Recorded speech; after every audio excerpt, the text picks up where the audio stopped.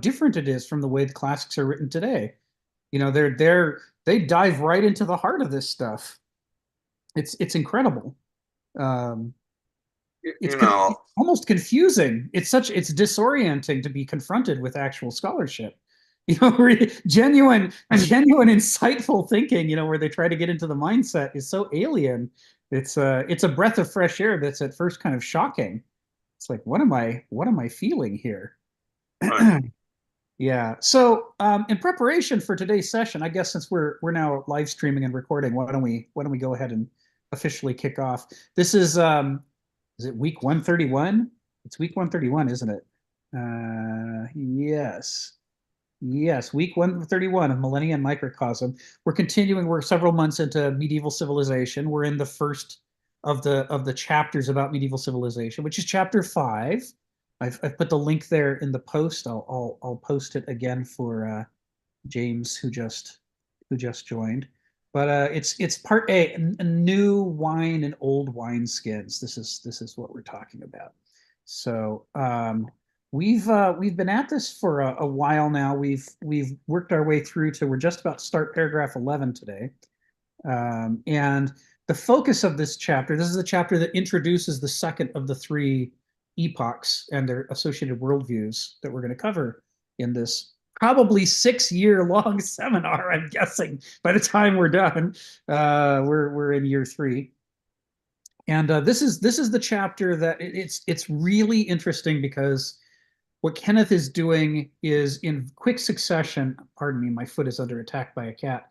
In quick succession, he's racing through all of the critical concepts that we dealt with in the ancient epoch, chapter 4, and showing how the medieval epoch has inverted the value system, completely radically changed it. It's not just a continuation of the past, although it couldn't have happened without the past, but it is a reaction against it, a turning away from it.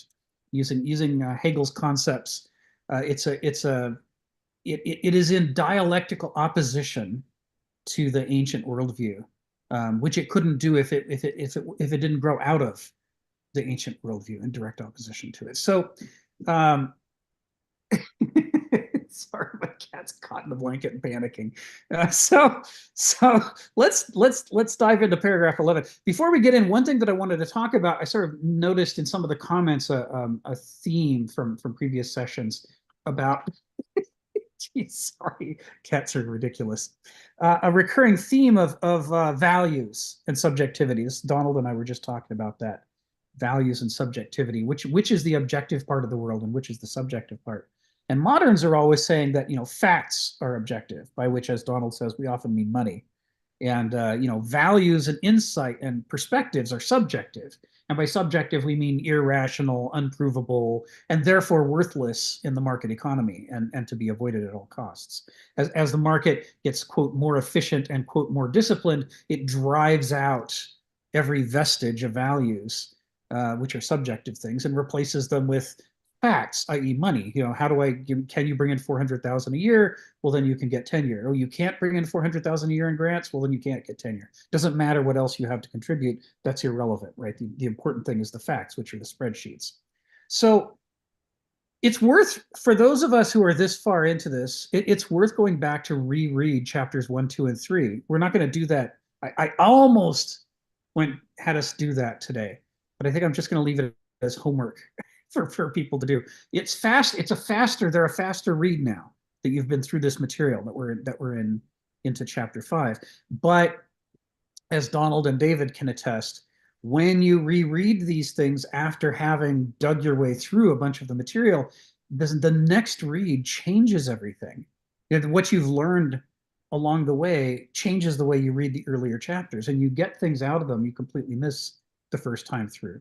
So I went back today because I was looking for something in particular. I was looking for Stephen for something for Stephen. He was talking about um, there are modern philosophers who claim that it is a fallacy to look at the world and see values in it. They say the truth is that there's no values in the world, and that any attempt to see values is just some sort of ideology or subjective ideology or perspective or error, and that the truly error-free, correct way to look at the world is value-free. And Kenneth critiques these philosophers, he calls them sophists. He critiques these modern philosophers, and he says, what we're seeing in this is the clearest statement of the ideology that lies at the heart of modernity, which Nietzsche critiqued, and that is nihilism.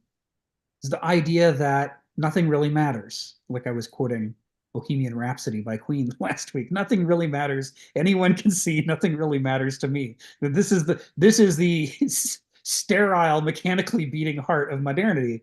That you can't make me care about your life, the things that are important to you. You can't make me care about the extinction of other species. I don't care about anything except this quarter's return on investment. I don't have time for anything else. It's impractical to care about anything else.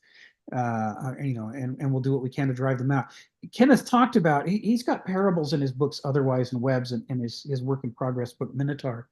He's got parables where he talks about being confronted by other philosophy professors, and where he says this is part of how he learned that the modern replacement for philosophy is these departments are designed to kill the philosophical impulse in us, to drive it underfoot and replace it with academicism, careerism, the quest for tenure and things like that.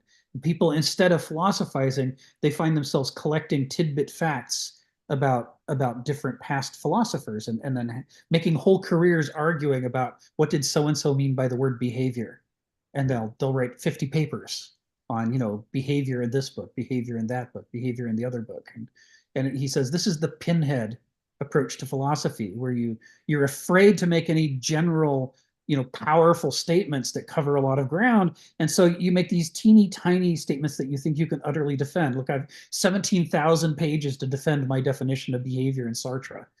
So leave me alone, let me have my tenure, don't disrupt my income, man. And he says this is not philosophy, this is fear, right? This is people afraid to say anything that's searching, where you take a risk, because taking a risk means you might become homeless in modernity. That's the gun against the head of every modern. Are you going to comply with the market, or will the markets make you homeless? Or what was the list, right? You can be homeless, you can be in a mental institution, you can be in prison, you can be dead. Those are your options. For if you try to do anything heuristic, that's what modernity is going to do to you.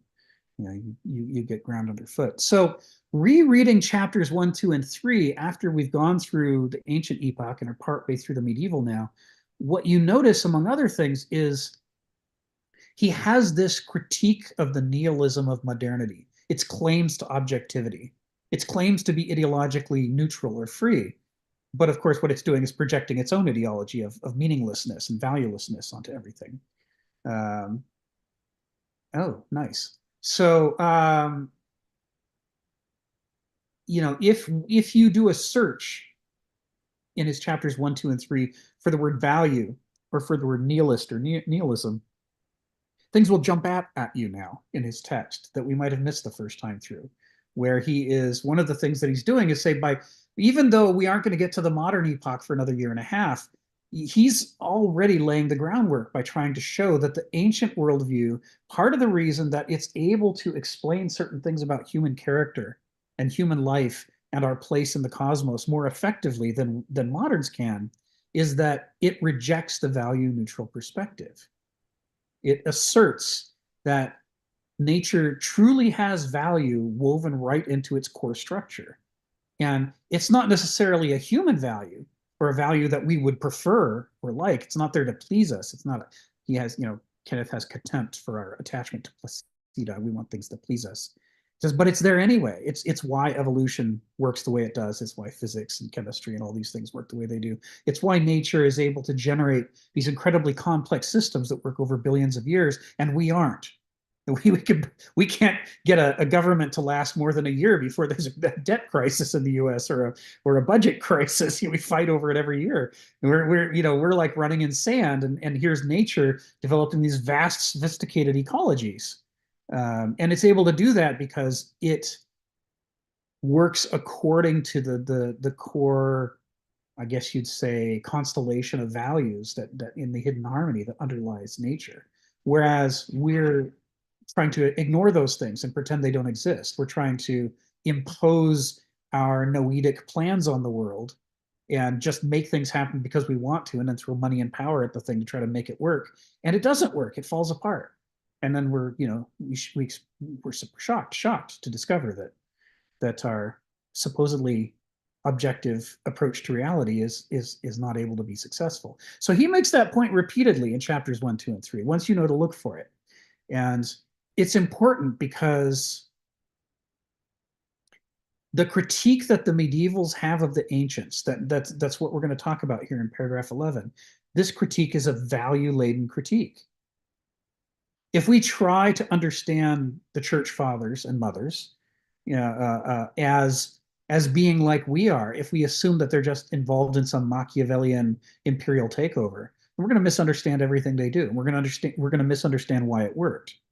If they were like we are, they would have failed at what they were trying to do. They were talking to a value-saturated people, and they had to speak the language of values and they had to believe it in order to succeed at what they were doing. We would deploy PR specialists and marketers and go out there and attempt to take polls and surveys and have little think tanks try to formulate a proper response. And everybody that we tried to argue with in the ancient world, even the Romans, who are about as corrupt as you could get, would look at us and go, wow, you are a seriously inauthentic people. You don't believe anything. You don't stand for anything.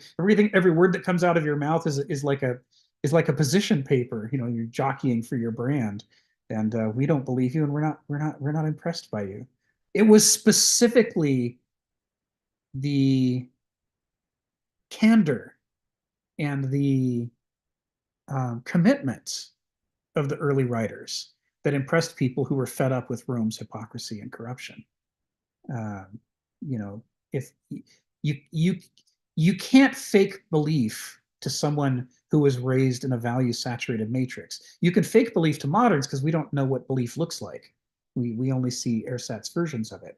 But to the ancients, they could see the real thing was what was critiquing them. So why don't we go ahead and dive into paragraph 11. Sentence 1, although Jesus cautioned the prudence of rendering unto Caesar what was Caesar's due, Christianity introduced a heightened attitude of contempt for all that was worldly or ephemeral. Heightened as opposed to the ancient worldview, right? The ancient worldview, as he says in chapters 1 and 2, the ancient worldview was already preoccupied with doing things of lasting value. It was preoccupied with the mortal condition, that our lives are limited, our creative works are limited. So what can we do that will last, that will be of any meaningful value? And of course, that's how they settled on their idea of becoming a virtuoso, trying to live the life of a virtue so fully and effectively that anyone in the future who wanted to teach that virtue to the next generation would have to use you as an example, because you were the person who best exemplified what it means to be honest, or what it means to be brave, or what it means to be loving, whatever the virtue in question is. Their focus was already based on a contempt for ephemera. But Christianity is trying to turn that up to 11. Remember, they're trying to speak the language of the value system of the ancients, but to do so in a more persuasive, we're better than you are way, to try to draw people to give up the old worldview and to join their worldview. So he continues, the Greek had harnessed such contempt for the phenomenal or appetitive, for what is slavish or pathetic, in behalf of aristic ethos, that is the character of an Aristos, demanding that the truly excellent soul should care only to execute those values that had perennial significance, beyond the flux of trivial opinions, and would imbue one's own name with memorability. Right. So this is he's talking about memorability here, which to a modern just means, oh, I want to be famous so I can be rich. I want people to look at me. But of course, that's not what he means at all. He's talking about a virtuoso. He's talking about, when Achilles chooses the life of immortal fame, the short life of immortal fame over a long life of obscurity, a modern reads that as saying, oh, he just wants people to look at him. He wants to be famous, or maybe he wants to make money. But to the ancients, that wasn't the point at all. Achilles wanted to live his life for virtue, so that however short it was, it would be the touchstone for developing culture in the future. If you wanted to understand what it means to be courageous, you have to study Achilles. That was the life Achilles wanted to lead, and he wanted to have done such a complete commitment to courage that that would be the case, not because he had a PR firm lying about himself, not because he managed a brand that lied about himself, but because all the way to the core of his ethos, his character, he was committed to that virtue. This is what he's talking about here. The way he's expressed it, it's all here, but it's still easy for a modern to misread this sentence because our ideology is so strong. We're so saturated in it. Um, so sentence three. For man's natural mortality, there could be no cure. And of course, we've talked before about the book Aspects of Death in Greek lyric poetry by it's a powerful book that talks about what did the Greeks think about mortality. It's one of the most important questions, right up there with Sophrosyne. Somewhere either tied for first or second is the issues of mortality. And you may recall the three aspects of mortality according to the Greeks. For moderns, mortality just means you die, but to the ancients, mortality meant you die, your creative works die, and in the meantime, we're so stupid. And that what the ancients hated, what the ancient Greeks hated of those three parts, what they hated more than anything was how frustrating it was to be stupid, to live such a short life, to be exposed to so little of the cosmos that our opinions are so ill-founded and we go forth and make blunders.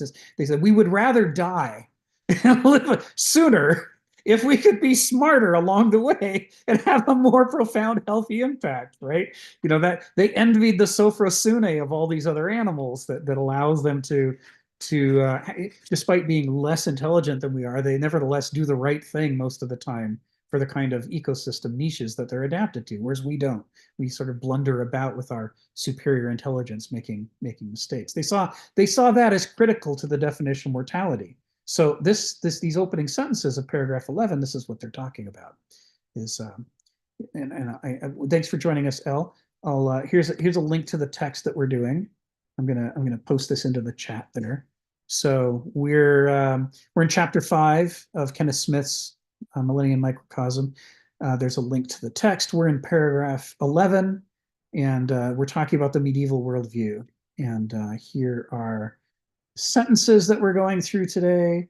There's sentences 1 and 2, which we just finished. Here's sentences 3 through 6, which we just started, and it'll wrap up with sentences 7 through 8. So there's a lot of, since we've been doing this for 131 sessions so far, there's a lot behind this. But feel free to ask questions. We'll do our best to introduce things along the way. So the way Kenneth Smith writes, philosopher Kenneth Smith writes, is his use of language is very precise. The terms are very loaded. He's constantly referring to other philosophers, other philosophies, other epochs of history. And you sort of learn as you work on it to identify the key words or the key concepts. So what we're talking about now is this issue of how the ancient Greeks had this contempt for things that were ephemeral, and that contempt was grounded in their understanding of the world as in the human condition, that we are plagued by mortality, that we don't live that long, even our creative works don't live that long, but most of all that we don't get to be very smart, that mortality means you don't live long enough to learn much about the world, and that their goal therefore was not to focus on living as long a life or collecting as much money as possible, but the goal was supposed to be to focus on trying to dig deeply enough into the nature of the world and culture and human character that you could figure out how to live a life that exemplified the virtues that are necessary for human civilization to survive, to live your life so much in tune with at least one virtue that you became synonymous with that virtue, which is why Achilles makes the trade that he does. He says, I'll take a short life that nevertheless exemplifies courage, rather than a longer life that might be more wealth, more pleasure, but a pointless, from Achilles' perspective, a pointless life, a generic life, like a cow, one among many cattle. He doesn't. I don't want to be a generic person. I want to contribute to civilization, and the way I can do that is to help us to understand more deeply the things that are required for civilization to succeed: courage, love, truth, justice. These virtues, what are they? How do we teach in the next generation? He says, well, I'm going to try to make it so that you can use my life to teach about courage. Ari, come off mute and tell us what's on your mind. Yeah, I just wanted to say something brief. I hope you can hear me. I'm not sure if you can so well. Yeah. That mostly I really, at least the way I believe I'm interpreting this ancient worldview of values and wanting to not have a long life where I'm sort of either a hedonist or spinning my own wheels, kind of imagine like a hamster wheel, where I'm just on that hamster wheel as long as I can go. I to believe that I'm much more attracted to the idea of actually contributing to civilization or life itself or humanity itself. I'd rather do something that's actually a contribution and has worthwhileness beyond my body, so to speak, and that I can be a link in that chain and to embody something that really matches up. I can't think of a better word right now. That matches up with reality itself, and that embodying an, an excellent aspect of a virtue, having an excellence in a virtue would be a way to do that contribution. I find that I very much relate to that concept personally. Thank you, Ari. Yeah, me too. That's it's part of what I find appealing in all this. Kenneth Smith talks about how Hegel says how pleased he was when he finally, in his philosophical studies, came across Heraclitus. There's so many philosophers that Hegel read were writing what Kenneth calls small change philosophy about little things that don't really matter. And here comes Heraclitus, who's making these huge, broad statements. You can't step in the same river twice. Nature loves to hide. The human nature has no real understanding. Only the divine nature has it. He makes these huge statements that just strike to the heart of the human condition. And Kenneth says Hegel was blown away by the audacity, not just the audacity, but the pregnancy of these statements, that you could go back to them over and over and over and keep finding deeper meanings in them. He says, now that's a philosopher. He's like, Hegel says, this is why there's not a single proposition of Heraclitus's that Hegel hasn't made, found fundamental or foundational to Hegel's own philosophy. He says, you can get a lot of juice out of by squeezing Heraclitus. He says, there's plenty of other philosophers. You can squeeze them till the cows come home and just get a few drops out of them. There just isn't much there. And the Greeks thought that that's the thing with the human life. Do you want to be a generic person who's a symptom of their culture so that you're essentially disposable? Anybody from your culture could do the things that you do, or do you want to try to do something that contributes in a way that'll last, that's meaningful? And the ancient ethos in its kind of what Kenneth Smith would call its healthiest, or what Aristotle might say is at its acme, at its flourishing, is committed to this concept. This is the heart of what it means to be an Aristos and not to be a doulos or a Benausos. So the reason that Ken is talking about this in paragraph 11 is he's setting up the receptiveness of the ancients, right, to Jesus's message. Because the ancients already had a contempt for things that were generic or disposable or ephemeral. They already had an attachment to what's more profound, what's more essential, what is more lasting. So along comes this ethos in Christianity that tries to up the game from where the Greeks were, and say, well, we want to focus on things that are so lasting that they're eternal things, not just things that last 1,000 years. That's small. The Christians are saying the newly emerging Christian religion, is saying at that time that's those things you care about that you think are such an improvement over ephemera are themselves ephemera. What's 1,000 years to God, right? I mean, God cares about eternity. You should be focused on eternity. So this is part of the rhetorical argument that's being discussed in paragraph 11. This is part of the tug of war that the patristic Christian writers are having with their ancient peers to try to win them over. As they're saying, it's your value system, but we're critiquing you in terms of your value system and showing that you're lacking.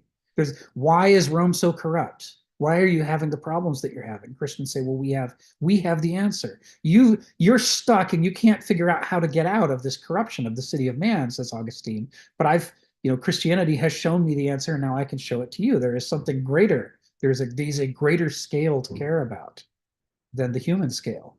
This is the argument that the Christians are making at this time frame, 300s, 400s, 500s. So that was so sentence 3. For man's natural mortality, there could be no cure. But his acts of will could become as deathless as the desire of men to come, to know what had been the crests of past greatness.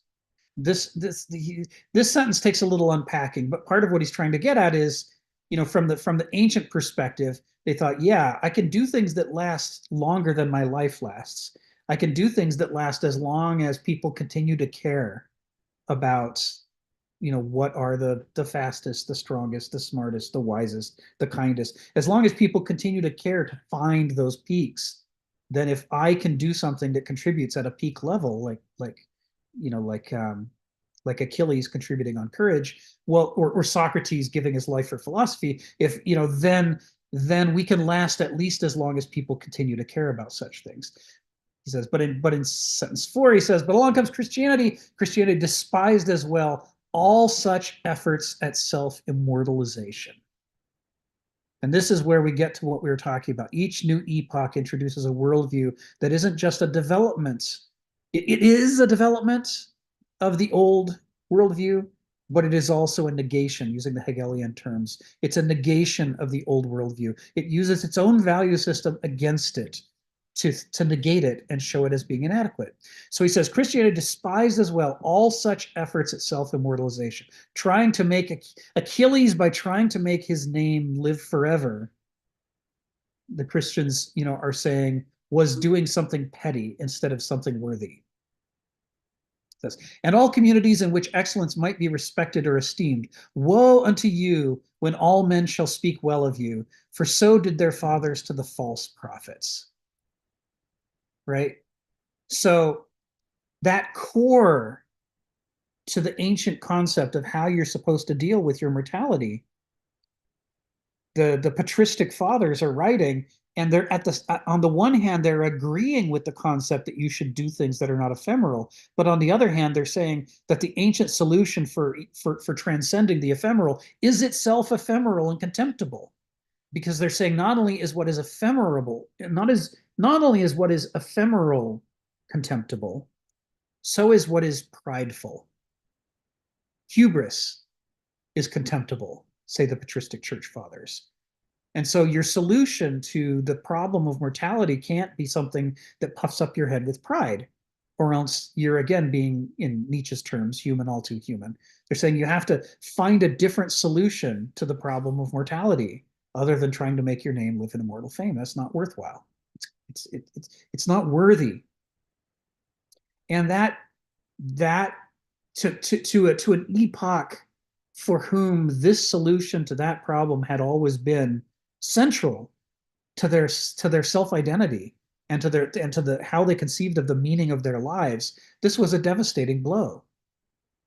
I mean, I like to use the example of Nixon getting the US off the gold standard, which a lot of contemporary people don't understand why he did that. He did that because the old medieval monarchy still sat on all the giant piles of gold.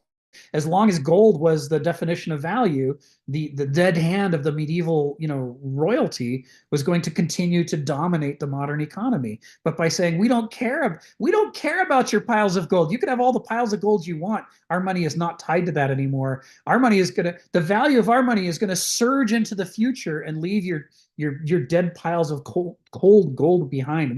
We hold your gold in contempt. That was what that move did. And it is shocking to those who always thought that they would be important because they're sitting on the biggest piles of gold to be dismissed from history, to have their gold turned into nothing. Who cares about your gold? Go away. You're irrelevant. This is what it was like for the ancients to be confronted with these patristic critiques that say, what good is your immortal fame? Screw your immortal fame. Pride is worthless. Pride is a human sin, like vanity. It's as contemptible as the other things that you hold in contempt. What you thought was your answer is instead you perpetuating the problem without realizing it. It was a massive difficulty for the ancient worldview to accept these ideas.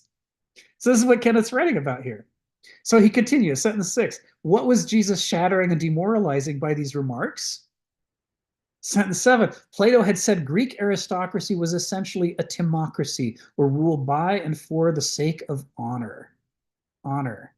Honor was the beating lifeblood of governance in Greek culture.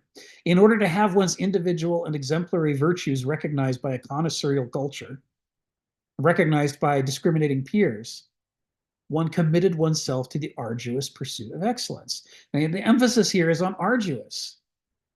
That the pursuit of excellence is difficult. It is, rolling the boulder uphill for all of your life. It's doing the hard thing that on the surface is not rewarding at all. Who wants to be Sisyphus? Moderns mistakes Sisyphus rolling up a boulder up a hill for a punishment. We lack that commitment to excellence. We don't understand what it could possibly mean that excellence could be so important to a people that they would do the hard thing for their entire lives. This is what Kierkegaard's talking about when Kierkegaard says he looks around the world and he sees all these people today who are working to contribute to the world by making things easier. And he wonders, well, what place is there in all of this for me? How can I possibly fit in when so many other people are working on this problem? And then he goes, aha, I have the answer. I shall set out to make everything harder. And a modern reads those sentences from Kierkegaard and goes, he's some kind of pervert. He's just being contrarian for the sake of contrarianness. But no, he's appealing to the ancient ethos that says the things that come easy are generic things anybody can do, and they're not worthy of you. You as an individual are contributing nothing if you're doing the same thing everybody else does. So why do they need you then? Says, well, the thing that you can do is to do the hard thing, the things that other people aren't doing. And one of the things people aren't doing is trying to make things harder. So Kierkegaard digs down and wrestles with the hard things. This is the kind of thing Kenneth Smith was saying. He's told us, I think he's told Donald and David, he certainly told me that as a teenager, that was how he dealt with his peer group frustrations in high school. He looked around and saw what everybody else was doing, and he says, I want to read the things that even the teachers are scared of. Whatever is the hard thing, that's what I want to read. I want to, he just looked around and says, what's the list? Well, people are afraid of Kant, they're afraid of Hegel, they're afraid of Nietzsche, they're afraid of Kierkegaard, they're afraid of Marx. He says, I want to read all that stuff. I want to become the expert on those things.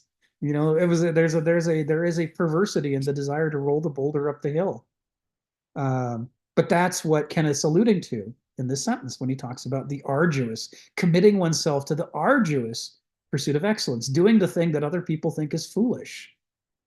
I don't want the easy thing, says, Plato is saying that the Greek Aristos says, why would I want to do the easy thing? That's what the douloi and the benalsoi want to do.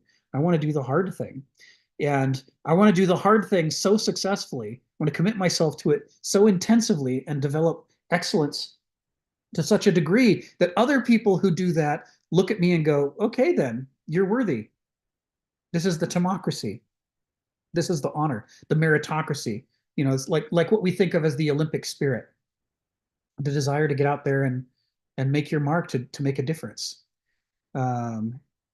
We wrap up paragraph 11 with the final sentence 8, which says no more. Right? This is what Jesus is shattering and demoralizing, is this concept of a timocracy. He's basically tearing apart the culturally genetic foundation of the ancient government.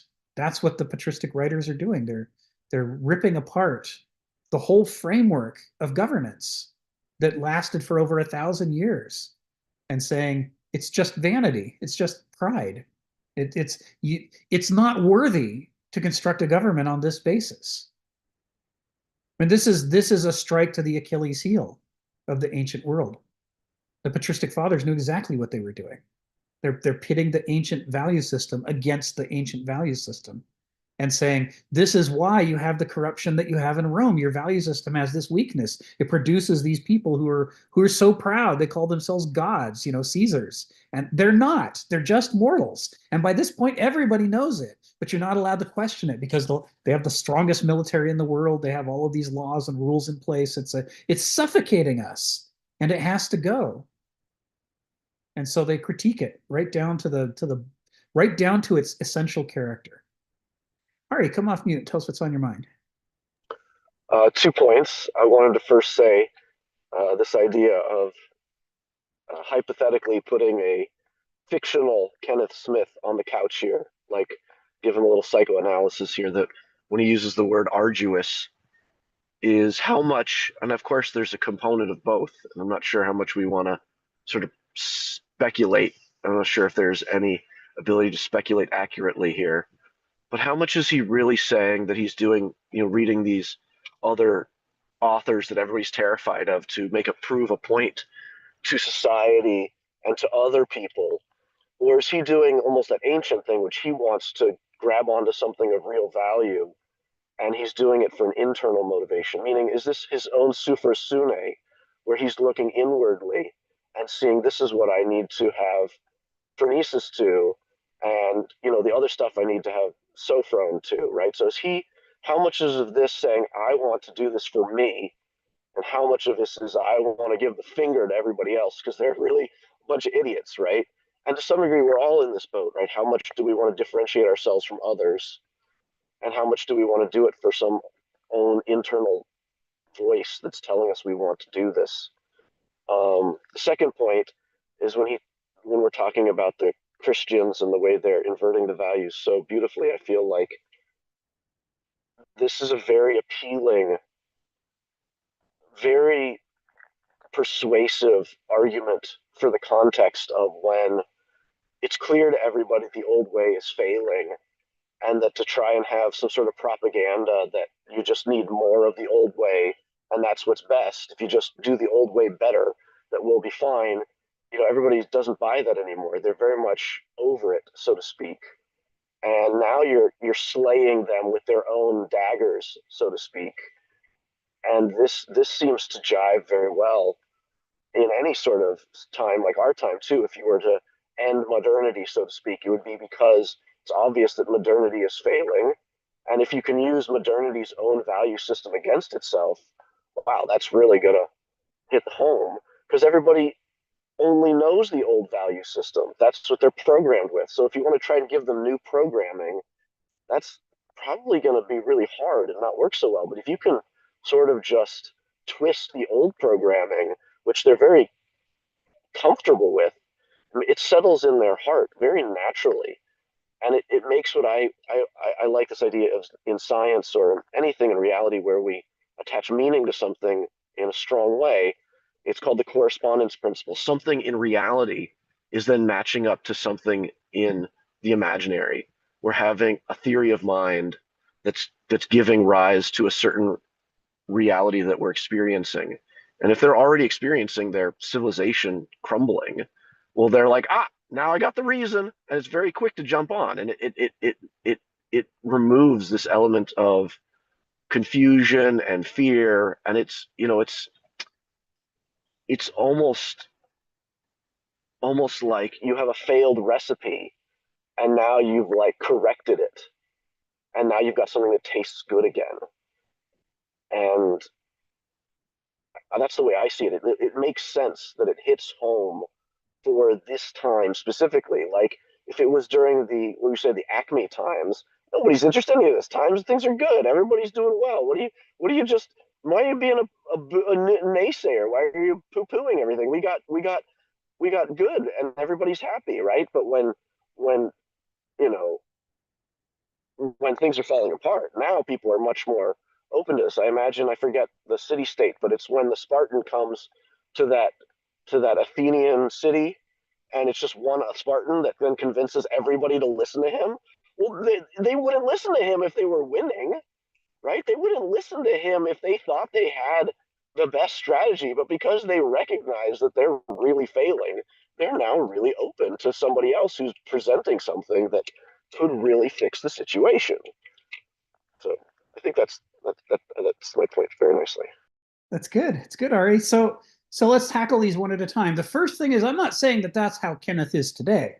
That's not his motivation today. This is Kenneth explaining his motivation when he was an adolescent.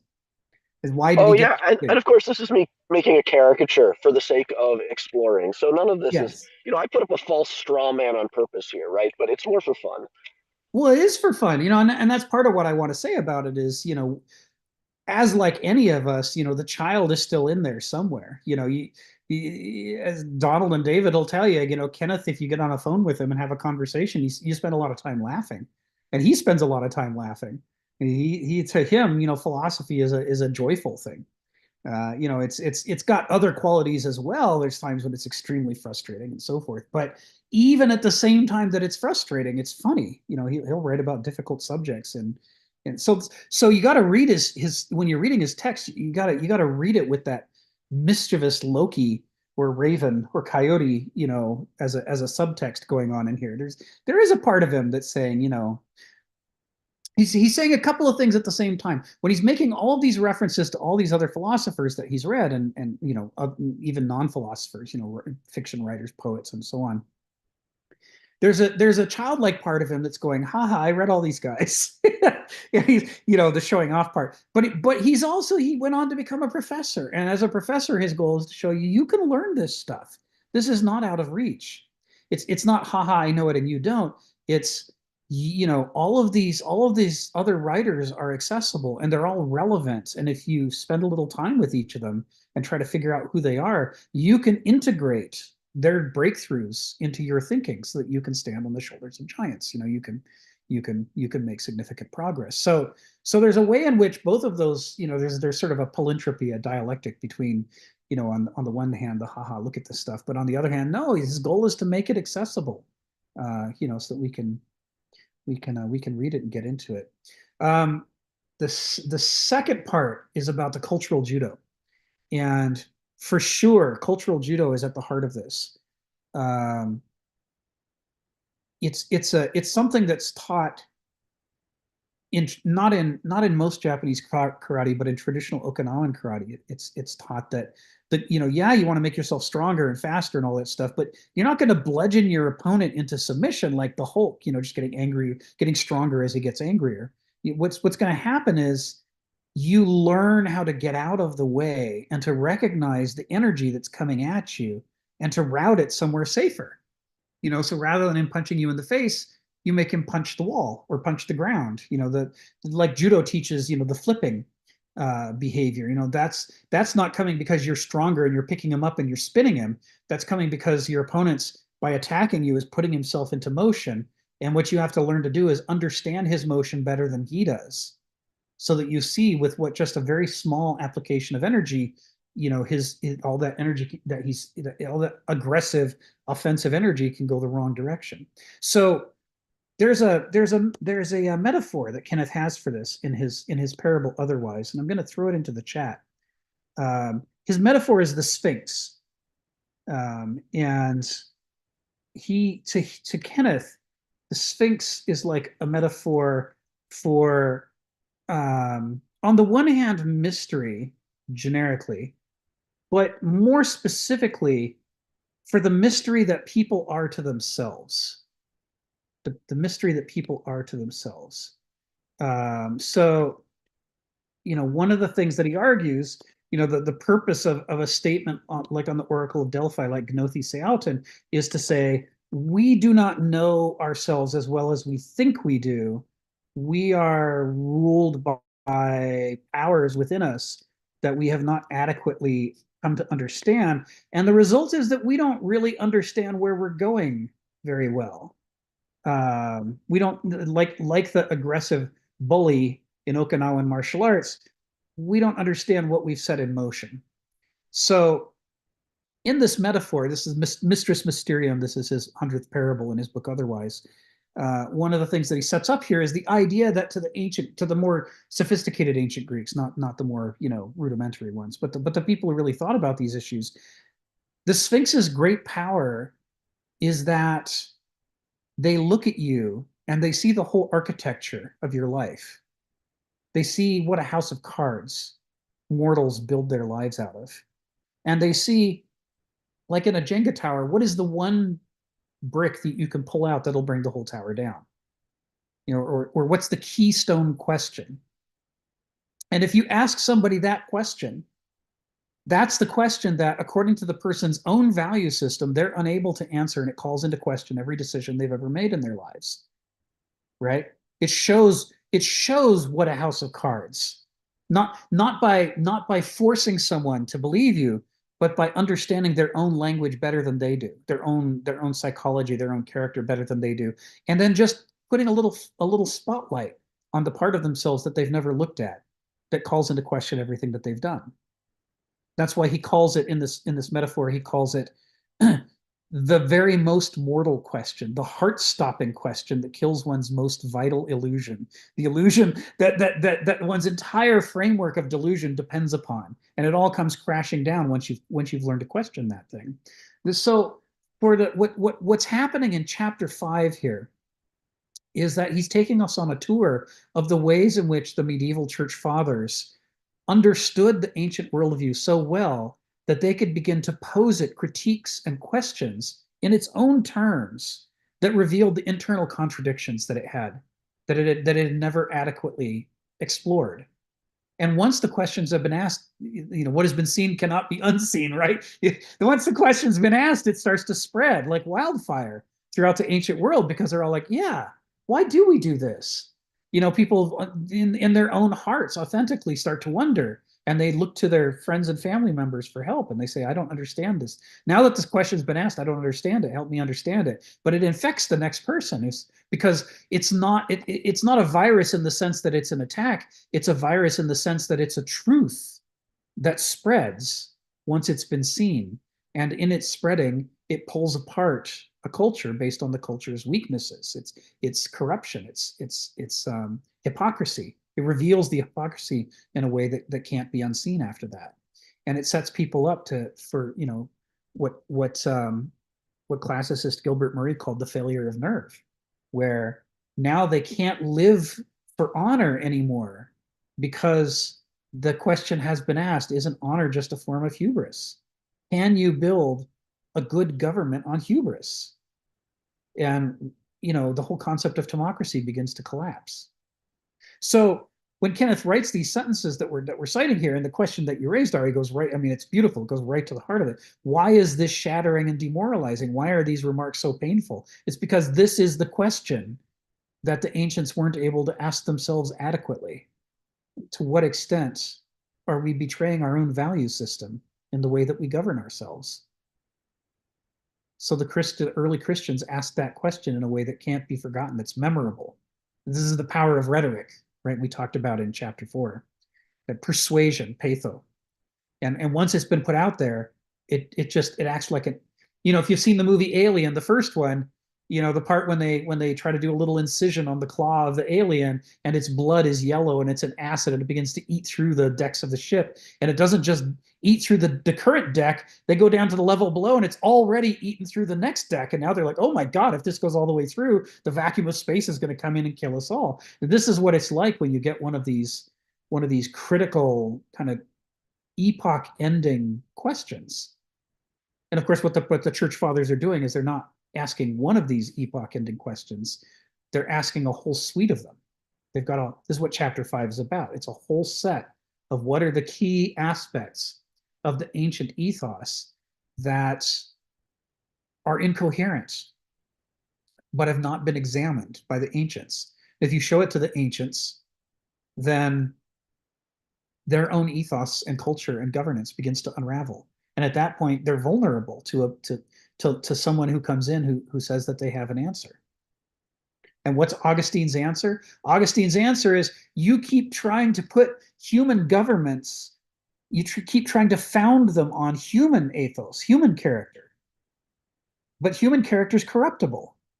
And so all your governments are corruptible. In City of God, he says, what you need to do is not build the city of man that's founded on corruptible man. You need to found governance on God, because God is the one incorruptible thing, the new Christian God, the new God to replace your old gods.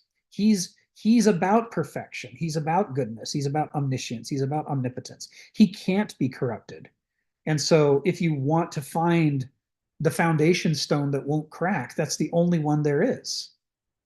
And this becomes the basis for the entire medieval order, for feudalism, divine right. All of it is founded on this concept of the quest to escape from the endless series of catastrophic failures that is ancient Rome and replace it with something better. So that's what's so devastating about these paragraphs 10, 9, 10, 11 in chapter 5 is he's showing how the church fathers were able to play the Sphinx and kind of infect the ancient worldview with the seeds of its own destruction by making it use its own value system to critique itself in an unforgettable way. It's an act of mythos. Going back to the terminology that we had in chapter 4, it's an act of mythos, isn't it? I mean, this is an heuristic pursuit. Now, Aristoi, according to the ancient Greek worldview, Aristoi exists in order to disrupt corrupt systems and replace them with healthier ones. Aristoi exists to help people who otherwise would lose their way, to help them find sophrosune. Where is the direction of health and vitality for our species, for our cultures, and for us as individuals? What conventions have we taken for granted that are making us sick that we should overthrow so that we can get out of those traps, get out of the labyrinth? Teach us to make the wings to go out by a new dimension, the third dimension, and escape the trap of the two-dimensional labyrinth. This is the role of an Aristos, to use rhetoric and mythology to persuade people by their own value system. So this is what the church fathers are doing. They're using the heuristic role to undo the heuristic epoch of European history and replace it with something else, the medieval epoch. It's potent stuff, right? This is all very Hegelian, very dialectic, very palintropic. This is kind of it's easy when we haven't been exposed to Kenneth Smith before to read a paragraph like paragraph 11 and miss the whole point and go, oh, he's talking about Jesus. Somebody has contempt for something, whatever. When do we get to the good parts? Like, no, this is the good part. Once you know what Kenneth means by these words and these references, once you have the background, you see that this is the juicy part. How could a bunch of peace-loving nerds writing in caves and little offices produce documents that would make the ancient worldview overthrow itself and enter a new epoch? Well, this is how you do it. You become the Sphinx. Kenneth loves this sort of thing. I mean, it's part of why he likes Kierkegaard, he likes Nietzsche, he likes Kafka. He likes these writers who can ask these incisive questions. He in one of his parables, he refers to Kafka as the Sphinx of Prague. He says that ability to get to the heart of an ethos and see its problems and then pose it a question that it can't forget, that makes it start pulling apart its own delusions. Says that's the gift of the Sphinx, right? That's what a Sphinx is for. And that's why we need a Sphinx. He says, an Aristos, among other things, what is why would Aristoi evolve in Homo sapiens? Why don't Homo sapiens have a single kind of character? Why are we evolved, to have three different characters, Douloi, Benausoi, and Aristoi? And what Kenneth is implicitly saying is part of why Homo sapiens needs Aristoi is because as a cultural animal, we have a tendency to get into unhealthy ruts and stay there. The power of the rut, the power of convention, of ideology over us is too strong. And even if, lemmings may not throw themselves off of cliffs in real life, but people will. Frogs may not be stupid enough to stay in the water as the pot gets warmer and warmer, but people will. We get stuck in these ruts. And you need a Sphinx to come along and show you the rut that you're stuck in such a way that you have disgust for it and you're motivated to get out of it. And if Aristoi didn't exist, Homo sapiens would have gone extinct rapidly, long ago. He says this is what Aristoi are for, is to shake up sick systems so that people can search for health again. Ari, come off mute and tell us what's on your mind. Yeah, I have a nice analogy. It seems to me like, and I'm going to throw this on its head because I'm going to use the word Sophrosyne is often seen as like temperance or something silly like this. But I'm going to say that it is temperance in a totally different way. But Aristoi is, it's the idea of temperance when a blacksmith is forging a weapon, when you're putting it into the fire and cooling it and putting it into the fire and cooling it. You're removing all the impurities, you're exposing the impurities, and by beating them out, right? This is that type of process where you're forging something stronger, and the weak things or the things that don't belong are being beaten in a certain sense out of the object. Yes, exactly. Exactly. You know, this is this is a recurring theme throughout, the ancient Greek philosophers, is this idea that the way of the Aristos is frustrating and hard. It's not comfortable. You have to give up all the things people care about, because the things that, people want an easy life. They want easy answers. They want to feel comfortable and confident. They want to be admired. But to be an Aristos is to question yourself. And questioning yourself means that instead of boldly coming out with charisma and pop as a populist who seduces the masses and wins accolade and wealth, you come out and you ask questions nobody wants to hear. And you frequently can't come out, with as a great confident voice on the mountain, because you're questioning yourself. Now this is yeah, what Stephen put in the chat. At a guess, the Sphinx legend is connected with the Temple of Artemis. Sure feels like it, doesn't it? That's I think you're onto something there. So, but this idea, there is coming out of Kafka. Kenneth always quotes the Kafka quote. He was permitted to attain the Archimedean standpoint on the condition that he only use it against himself. What is, if you are learning philosophy in order to get good at rhetoric so you can tear apart other people's arguments, you're not a philosopher. You're not learning philosophy. You're a sophist. You're just learning how to, hurt other people and dominate them. It's a banausic pursuit. He says you transcend banauseia and start to enter the outskirts of the realm of aristeia when you're using the things you're learning to tear apart your own belief system, because your own delusions are the bigger problem. What other people think only affects you when you intersect them. But what you think that's wrong, your delusions and ideologies, they affect you everywhere you turn, every breath you take. They're the thing that's always in your way, even though it's invisible to you. And so the purpose, as this book says, the purpose of learning to think outside the modern worldview is to get the ability to see into the blind spots, your own blind spots, that your mind projects onto the world to hide things from you, so that you remain inside the labyrinth of the modern worldview. In other words, these worldviews in a Hegelian sense, they're not just passive things. They're organisms that have a defense mechanism. They're defending themselves by making their inmates unable to see the flaws in the ideology. If they can't do that, they are overcome, and so they're not a delusion. They lack the power. This is Kierkegaard's critique of what's a delusion. Says it only becomes a delusion when it has this organismic quality that gives it the power to select what you notice and what you don't notice, and that the things you don't notice are the things that would bring the delusion to an end. Because you don't notice them, you can't question them. Because you can't question them, the delusion perpetuates, and so you stay in its grip, and therefore it is a delusion. It's successful. If it was so obvious that it was wrong, it wouldn't be a delusion. You'd see right through it.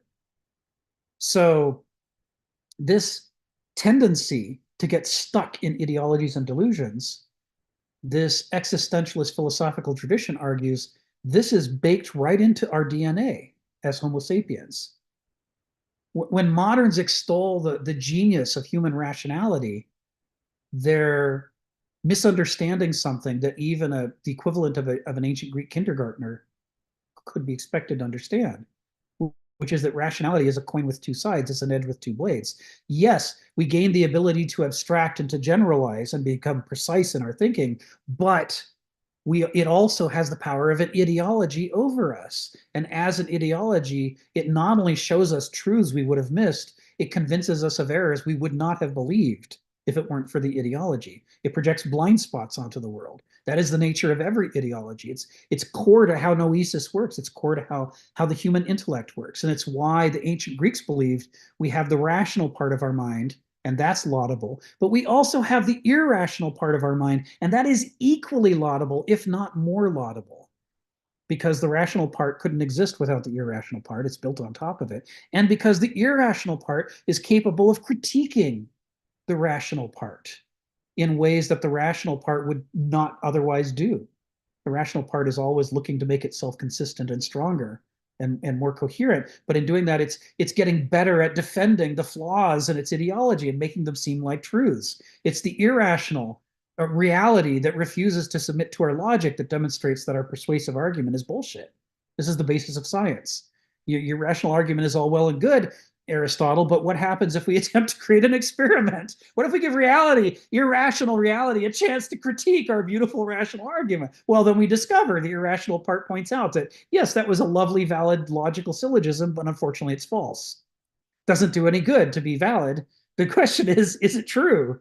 And only reality, the irrational thing that refuses to submit to our reason, only that is the ultimate authority on what's true and what's false. The Greeks understood this dialectic. Heraclitus talks about it. Plato talks about it. Aristotle talks about it. They all talk about it. Moderns don't talk about it. We've confused validity and truth. We think they're the same thing. So this is why we're such an ideological epoch in history. So this is this thing, this ability, can we ask the questions that tear apart a noetic house of cards and what Hegel calls Verstand? Can we use Begriff to puncture the hot air balloons of Verstand and show where our logically consistent, valid ideological constructs might be pleasing, but they're bullshit, right? Where are they not true? Where does truth interfere with the tidy flatland of rational thinking? This is where you want a sphinx, and this is why you need Aristoi. It's the purpose of Aristoi, is to break through, to break out of those ruts, not merely to critique, the irrationalities of appetite-driven people. Anybody, Benalsos can do that.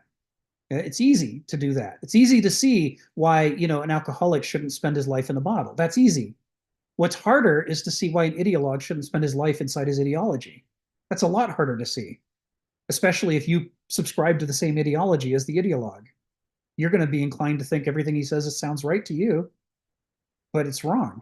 You just can't see it because of the ideology that has you. That's what you need Aristoi for, to get out of that second trap. Ari, come off mute and tell us what's on your mind.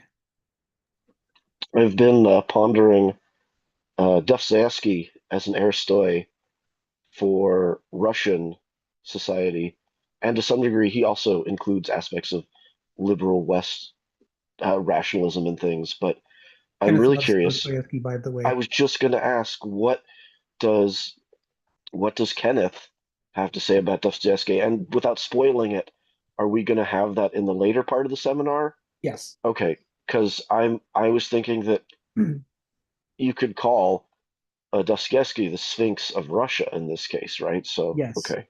Yes. Yeah. Yeah. If you ever call up Kenneth Smith and ask him the question, if Kafka is the Sphinx of Prague, would you say Dostoevsky is the Sphinx of Russia? He'll laugh. He'll probably say, yeah. He likes Dostoevsky.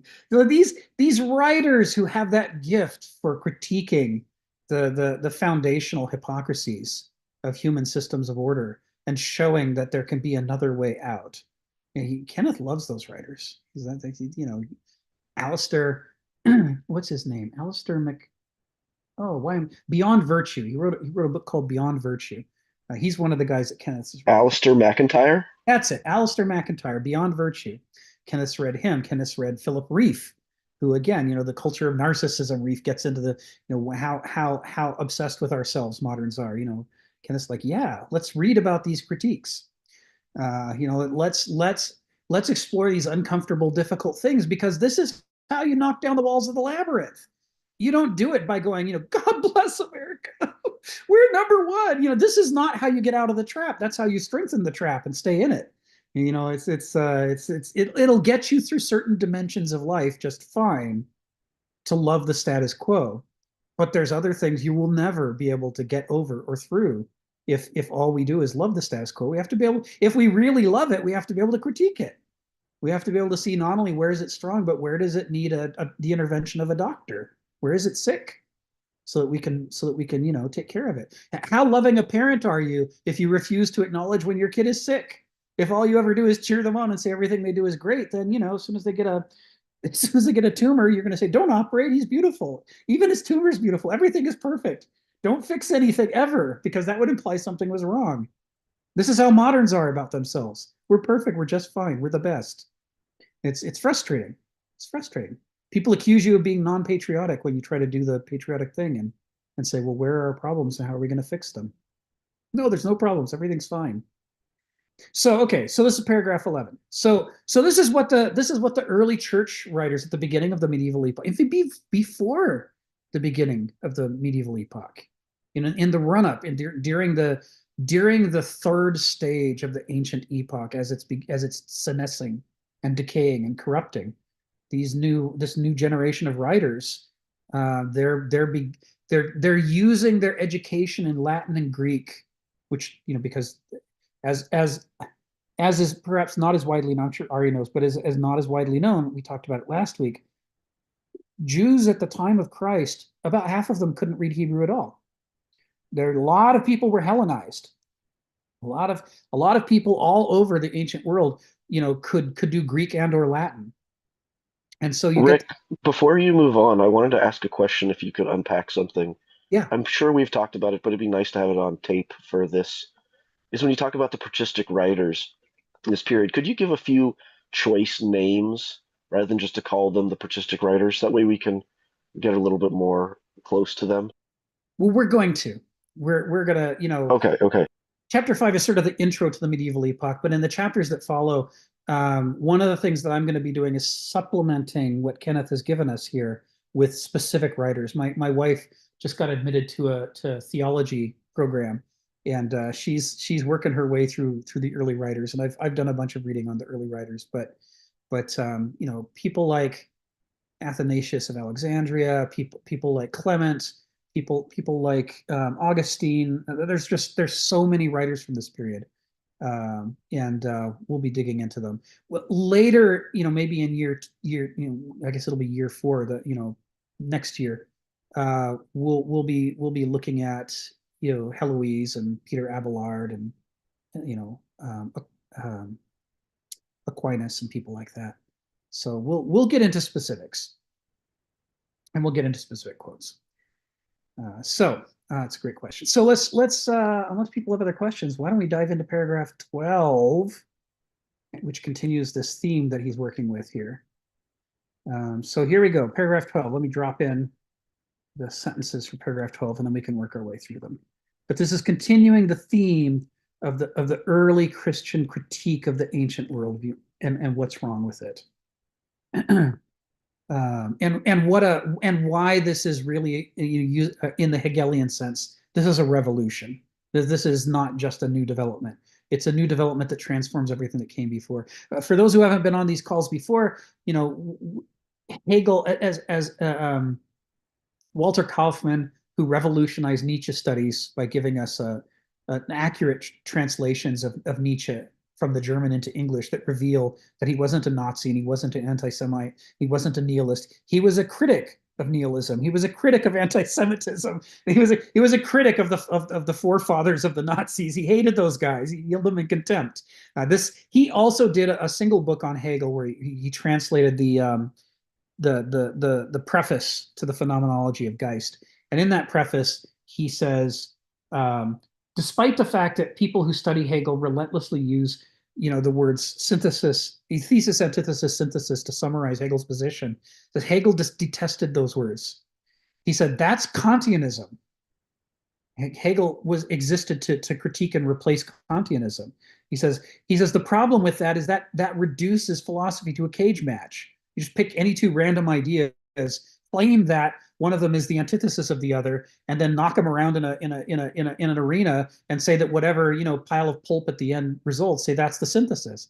He says this is not how the world works. He says the way that the world works is through organismic laws of development and unfolding. This is one of the things he gets from Heraclitus. He says, you know, it is the antithesis is not just some bully who comes along and picks a fight. The antithesis is you yourself become dissatisfied with your current state of existence, profoundly dissatisfied with its limitations, and you push off against it. You demonize part of yourself and you negate it and say, I don't ever want to be that again. Like, pooping your pants at school as a kindergartner or a first grader. You say, that I'm so humiliated. I never want to do this again. And that the power of that shame and frustration causes you to overhaul your life. And you take things that used to be core values and you turn them into vices and say, I detest that now. Not paying attention, being completely in the flow so that I don't notice whether I need to go to the bathroom or not. You decide that's which I used to enjoy because it allowed me to go with the flow. Now I hold it in contempt. And I say, I have to be self-aware. I have to be under control. And in the process, he says, in this way, someone who lives a life steeped in begriff, in the flow of raw experience, transforms themselves into someone who is more Verstand. They're more planning. They're more analytical. They're more self-aware. They don't just live in themselves as a corresponding perfectly with their flow of experience. They separate from that flow of experience and they live for themselves, on behalf of themselves, aware of themselves, critiquing themselves, planning for themselves. And so the negation isn't, Fred came along and punched me in the face. The negation is I needed to become somebody different because I reached the limits of who I could be as my old self. And now I've demonized my old self and become someone new. This is how the antithesis develops. And to finish the picture, right, of this Hegelian dialectic, he says the problem is that when one demonizes the old part, the old value system, one unfortunately throws out the baby with the bathwater. And so the new state has the advantage of not having the vices of the old order, but it also lacks the virtues of the old order. And that lack of virtue becomes the problem with the new order. And eventually, the overwhelming problems in one's life stop being that one is unaware of what one's doing, and they start being that nothing matters anymore. You just don't care. You start to run into this state of anomy where nothing matters, and you're just depressed, and you can't figure out why. It's because you're so controlled and so self-aware and living such an intellectual life outside the body that the juices of life, which are irrational, you haven't purged them, but you've suppressed them in yourself. And now nothing has any meaning. And so he says, Verstand is another half-witted mode of life, like begriff. And thus you have to do a new negation. You have to negate the negation by reincorporating some of the discarded material of your old life to create the new synthesis of yourself. And that's Vernunft, the mind that holds the irrational and the rational together in a dialectic and lets them both participate. And he says his metaphor for this is the bud, the blossom, and the fruit. This is just in a little, according to Kaufman, Hegel says this is one of the most poetic things Hegel ever wrote. And it's just in a footnote in one of Hegel's books. I think in the Phenomenology. It's in a footnote. It's not even in his main text. When he says, instead of thesis, antithesis, synthesis, we should be talking about the bud, the blossom, and the fruit. Because you can see how the blossom is the negation of the bud. And you can see how the fruit is the negation of the blossom that also incorporates the blossom and the bud into itself. And in seeing these things, he says, now you understand my dialectic. That is about stages of development and how they work. So the medieval epoch is a stage of development over and against the ancient epoch.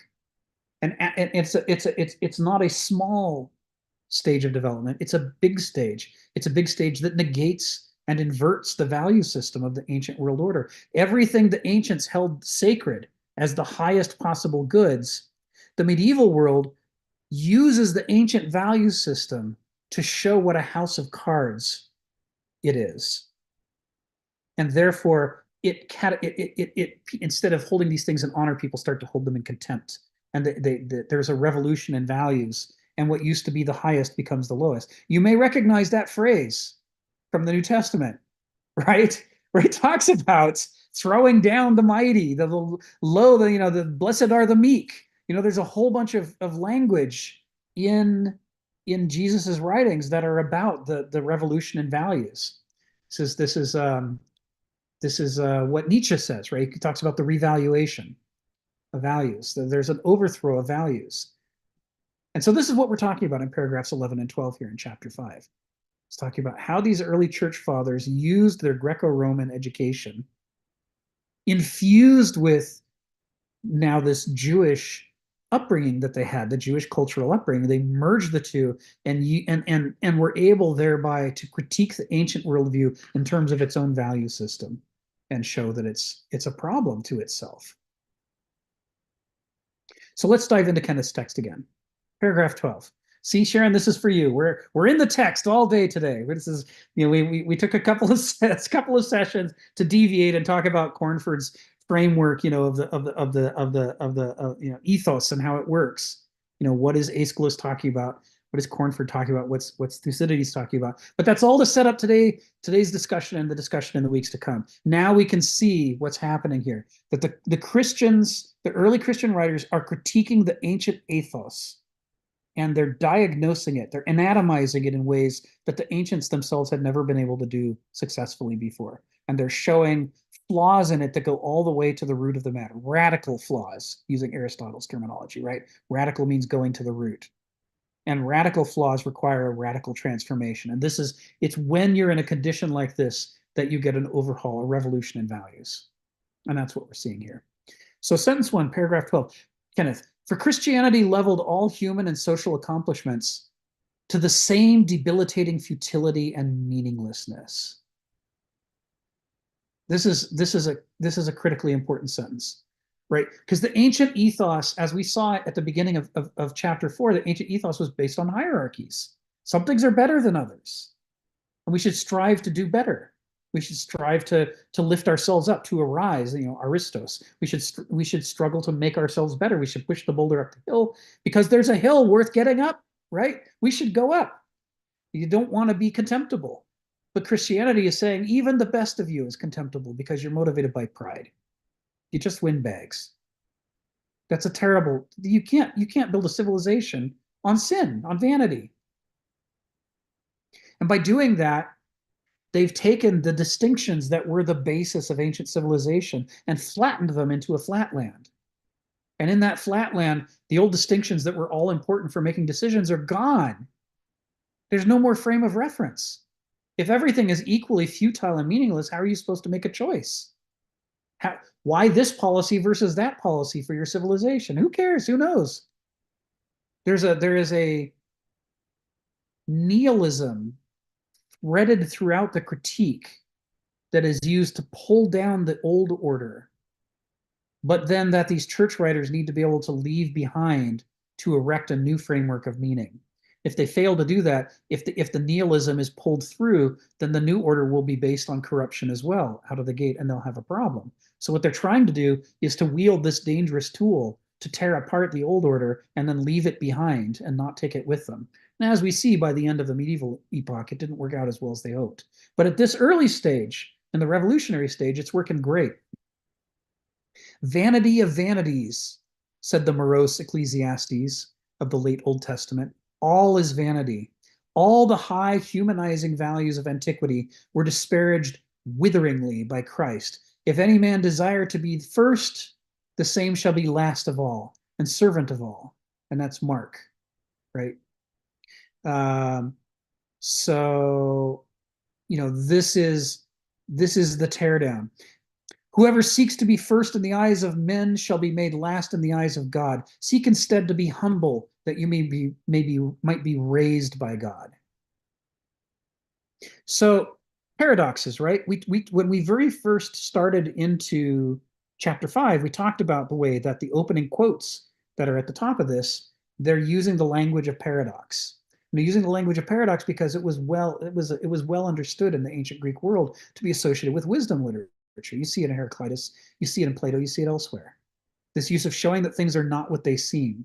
That when we look at the infinite cosmic sacred world through a limited finite mortal perspective, it creates cognitive illusions. We see paradoxes. Things don't seem to make sense to us because our limited perspective can't explain why things seem to appear and disappear. We're missing dimensions of experience. So paradox was the expected language of wisdom literature, and here we're finding paradoxes being used relentlessly in the Jewish literature and in the new Jewish literature of Christianity as well. This is carrying it through. Ari, come off mute. Tell us what's on your mind. I'm going to talk about what seems totally unexpected, but it's maybe not. It's just that what you're talking about before about how this is like a virus that infects the society, and it's not the virus as a falsehood, but it's like a truth that then each one asks the next, and then it propagates, and then ultimately it leads to this like all the decision making that we do according to our own systems become relatively meaningless and just vain. That they're just futile, right? And I was going to say that it's funny because we use the word valid versus truth, but I guess I want to validate this from giving some natural observations, which to me leads to closer to truth. This is exactly how a neurotoxin works in a body. What happens is electrical signaling is going up and down, and when a neurotoxin gets in there, it prevents the decision making of the nervous system anymore by holding those spaces, essentially paralyzing the nerves from doing anything. And to me, when you have this sort of information, uh, culturally mimetic transmission in civilization occurring on this, it's like a neurotoxin to the organism that is that civilization. And for me, the reasons it's so appealing is this is very robust, that this type of process that Kenneth is describing matches up almost exactly to what we see happening on another layer of reality in terms of biology.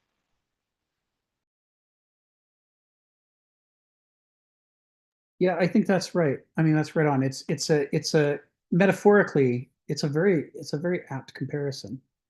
Um, and we can talk about those things readily in the modern world. We can readily talk about those things in biology because we've made a lot more progress with biology than we have with psychology. We really still don't understand the human mind. And you can tell by the fact that we refer to the brain as a computer, which it totally isn't. But when we get to the point where we can understand the human mind as well as we understand the human body, then we can start to explain how, a what we might call a viral sphinx-like question could propagate throughout a culture to pull it apart. Not to pull it apart because it's making it sick, but to pull it apart because it's revealing the sickness that was already there. And once people see the sickness that's already there, they can't unsee it. So it's the kind of thing that wouldn't work during the early stages or the flourishing stages of a civilization or an epoch. It's the thing that would work during the senescing stages, when the epoch is now, or the civilization is more a victim of its own self-created problems than it is of external problems. When it reaches that state of contradiction, self-contradiction and chaos, then it has a problem. It becomes rife with problems that it could solve if only it could see the problems. If it could muster the will and the health required to make the necessary changes to stop being sick. But it can't because it's too invested in the sickness. There's too many powerful people are rich because of continuing the status quo, even though the status quo makes everybody sick. And so they resist change. And they have used their powers of persuasion over the centuries by that point to ideologically constrain people's thinking so that they can't ask those questions. Why do we do this stupid, sick thing? They get to where they can't even see the sickness. And if someone does ask the question, they have all these knee-jerk reflexes, these irrational slash rational reflexes. Like one of them in the modern era is conspiracy theories. Everyone knows if you propose a conspiracy theory, you've just disproved yourself, right? You're obviously a crank or a crazy person. And the problem with that is that, of course, there's conspiracies. I mean, every board of directors is a conspiracy. Your job is to, as a corporation, is to go out and make money that your competitors would have liked to have made instead of you. And part of the way that you do that is by keeping secrets from them. If you don't conspire against your competitors, you're going to fail. What about war? Is the way that we fight a war, we start by saying an announcement to the enemy, saying exactly what we're going to do and where we're going to go? No, we keep secrets from the enemy, right? And we're relentlessly trying to ferret out the secrets of our enemy. So conspiracy is everywhere and it's going on all the time. But we have managed to create a state of affairs in which to suggest that such a thing as a conspiracy exists is a sign of being cracked. You're obviously insane if you think there's a conspiracy, despite the fact that it's right in front of you. It's going on all the time. There's lots of them. It's not, is there a conspiracy? It's the question is, do you have a relevant conspiracy to the discussion at hand? But the ideology doesn't let us ask those questions. If we start to venture into those questions, we get uncomfortable. We start to think maybe I'm a crazy person. Maybe I'm an extremist. How dare I talk about, conspiracies? So we become self-editing and self-correcting. And these are the sorts of things that the senescing civilization does. It gets to the part where the questions we can't ask, the parts of reality that we can't attend to, we can't attend to or focus on for ideological reasons, because our culture has been so successful. It's programmed us not to question the nature of power within our civilization. I'd like to continue the analogy quickly. Please. You can Please. see where it ends, but what you're describing also in terms of an organism that is healthy has, number one, a lot of redundancies. So if one pathway fails, there's lots of others. But also there's what we call, sounds to me like you're describing something like an immunocompromised being versus something with a robust immune system. And the strength of the really robust immune system is the ability to adapt and learn and then catch on to the new viruses and find them. But if it's stuck and it keeps misappropriating what it needs to attack and what it doesn't, then you're really in trouble. And then the ones that would have, like you said, these viruses that would have never had any sort of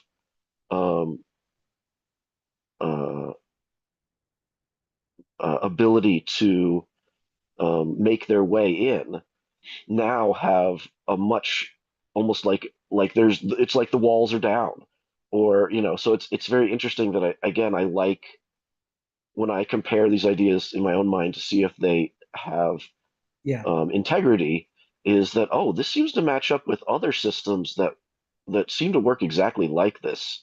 Yes. And that are actually much more complicated than also we really understand. We'd also, just like you say, we don't understand the human mind. We don't really understand the human immune system very well at all. We knew it does stuff, but like it's so much more complex. Yeah. And this adaptivity of it is the signature of its health. And once it's no longer able to do that, the organism usually gets infected and can't fight back. That's right. That's right. I mean, this goes right to the reason that we see these parallels over and over in living systems is that it goes to the heart of what it means to be alive. And so every living system is going to reveal it. Partly we see this in Nora Bateson's essay, Semathesy, A Word in Progress, where she basically, and you got to think, it's only a few years ago that she wrote this essay for the first time defining this fundamental characteristic of life that's almost the essential characteristic itself. We don't have a word for it. To be in a perpetual learning relationship with your environment is the core definition of life. Not to be a cell, but biology defines it in terms of the cell. So, but to define it in terms of a cell is begging the question, well, why is a cell alive? Right? But we don't answer that question. We say, shut up. we don't want to go that far. So it's not until very recently that somebody would even define what life is in a way that seems to be compelling. What does a rock not do that makes it not alive? Well, it is not in a perpetual learning relationship with its environment. It doesn't respond when the environment changes, and it doesn't respond appropriately, right? Whereas a healthy animal or plant or fungus will respond appropriately to changes in its environment. It isn't a perpetual learning relationship. And so when we take this Nora Bateson concept and then we apply it to what we learned in chapter 4 of this book about how did the Greeks conceive of the world, we see that for the ancient Greeks, the very central, most important question is it a cosmos or is it a chaos? And a chaos is any group of things or beings that can't act coherently, right? So like modern US politics is a chaos because every time one party gets in power, they start passing laws that the other party hates and immediately starts trying to tear apart. So when the Democrats get in, the first thing they do is roll back everything the Republicans did. Now the Republicans just got in, they're going to roll back everything the Democrats just did. This is all we do is undo each other's work. We're a chaos. That is, according to the Greek perspective, chaos is not the opposite of law and order. Chaos is the opposite of cosmos. It doesn't matter how much law and order you have. It's an orderly process by which we're dismantling each other's laws. That doesn't help it, according to the ancient Greek perspective, to not be a chaos. It's still a chaos, even though it's a lawful, orderly chaos. Chaos isn't the opposite of that. It's the opposite of cosmos. The cosmos is when everybody within the group can agree that we should be acting for our joint survival, for what's healthy. As long as we do that, and we train together and work together, we can have order and chaos using the modern sense, and we'll still come out right. You can have a whole pack of amoebas with very little organizing principle, but because they have symathesy, they can function as a cosmos more effectively than whole armies and police departments can act like a cosmos. And many of our armies and police departments are a chaos. They're an orderly chaos. They act against the health and vitality of their communities, and the whole time thinking that they're not a chaos because they're orderly. Now, our dimensions, our spectra are broken in the modern world. So if you put symathesy and cosmos together, what you see is that this aspect of life is that the group of cells can act like a whole organism if it has symathesy with the world around it, and if the character of the people or individuals or amoebas that make up that group is such that they value the group surviving. If they're not each against everyone else, then they can function as a cosmos regardless of their level of organization. So we see this within, as you say, within neuroscience. We see this within psychology. We see this within the ways laws are passed. This issue, the fundamental issue is the organism healthy or is it unhealthy? And the Hegelian / Hellenic concept is that during the revolutionary period, it is young, but it's vibrant because it's critiquing the old order, which is so sick. And it's offering the answers that the old order couldn't answer. It's giving a way out of the labyrinth. And at a time like that, a Sphinx-like meme is gonna penetrate far into the old order, which is corrupt, but it's not going to get anywhere in the new order, which is vital and full of life.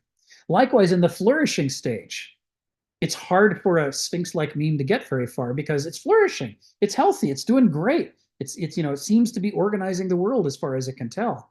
But it's during the senescing phase, when there's so much corruption and hidden internal contradiction, that the system is vulnerable to being pulled apart by the mere act of pointing out to it in a way that it can't ignore what all of its problems are. Once it sees the problems, its own will to survive starts to ebb. And thus you get the collapse of the Roman Empire when there's just one more barbarian invasion, as there were in the past, plenty of barbarian invasions. But in the past, everyone felt like a cosmos. They had symathesy. They felt like fighting to rebuild, the Rome afterwards. But now things are so rotten and corrupt that they've lost the desire to be a cosmos. They feel like they'd be better off as a chaos. And so the next barbarian invasion that comes along, they don't rebuild. And then for thousands of years, people try to figure out, why did Rome fall? Well, it fell repeatedly, but it used to rebuild, and now it doesn't because it's so rotten. Everybody recognizes we'd be better off without it. What's the point? Let's not rebuild it. Let's try something else. So come off mute, Ari. What's on your mind now? I just wanted to again add another thinker we don't bring up, but she's one of my favorite. Please. She's not alive anymore. Her name is Donella Meadows. She writes Thinking in Systems, and she very much talks about order, and our lack of order is not that one is not ordered. It's the way order is working with other types of order. And essentially we get to this fundamental idea that most of us are fairly familiar with, this idea of reinforcing feedback loops versus balancing feedback loops. And so you have these reinforcing feedback loops that are essentially tearing the system apart. That's basically chaos. But when you have them opposing each other in a way that balances each other and keeps them in a relatively stable, fluid type of dynamic, now you've got balancing feedback loops. And my favorite biologists in general refer to the thing that they wish that they could update most people's thinking about biology is biology. We shouldn't be thinking of biology as a noun. We should be thinking of it as a verb.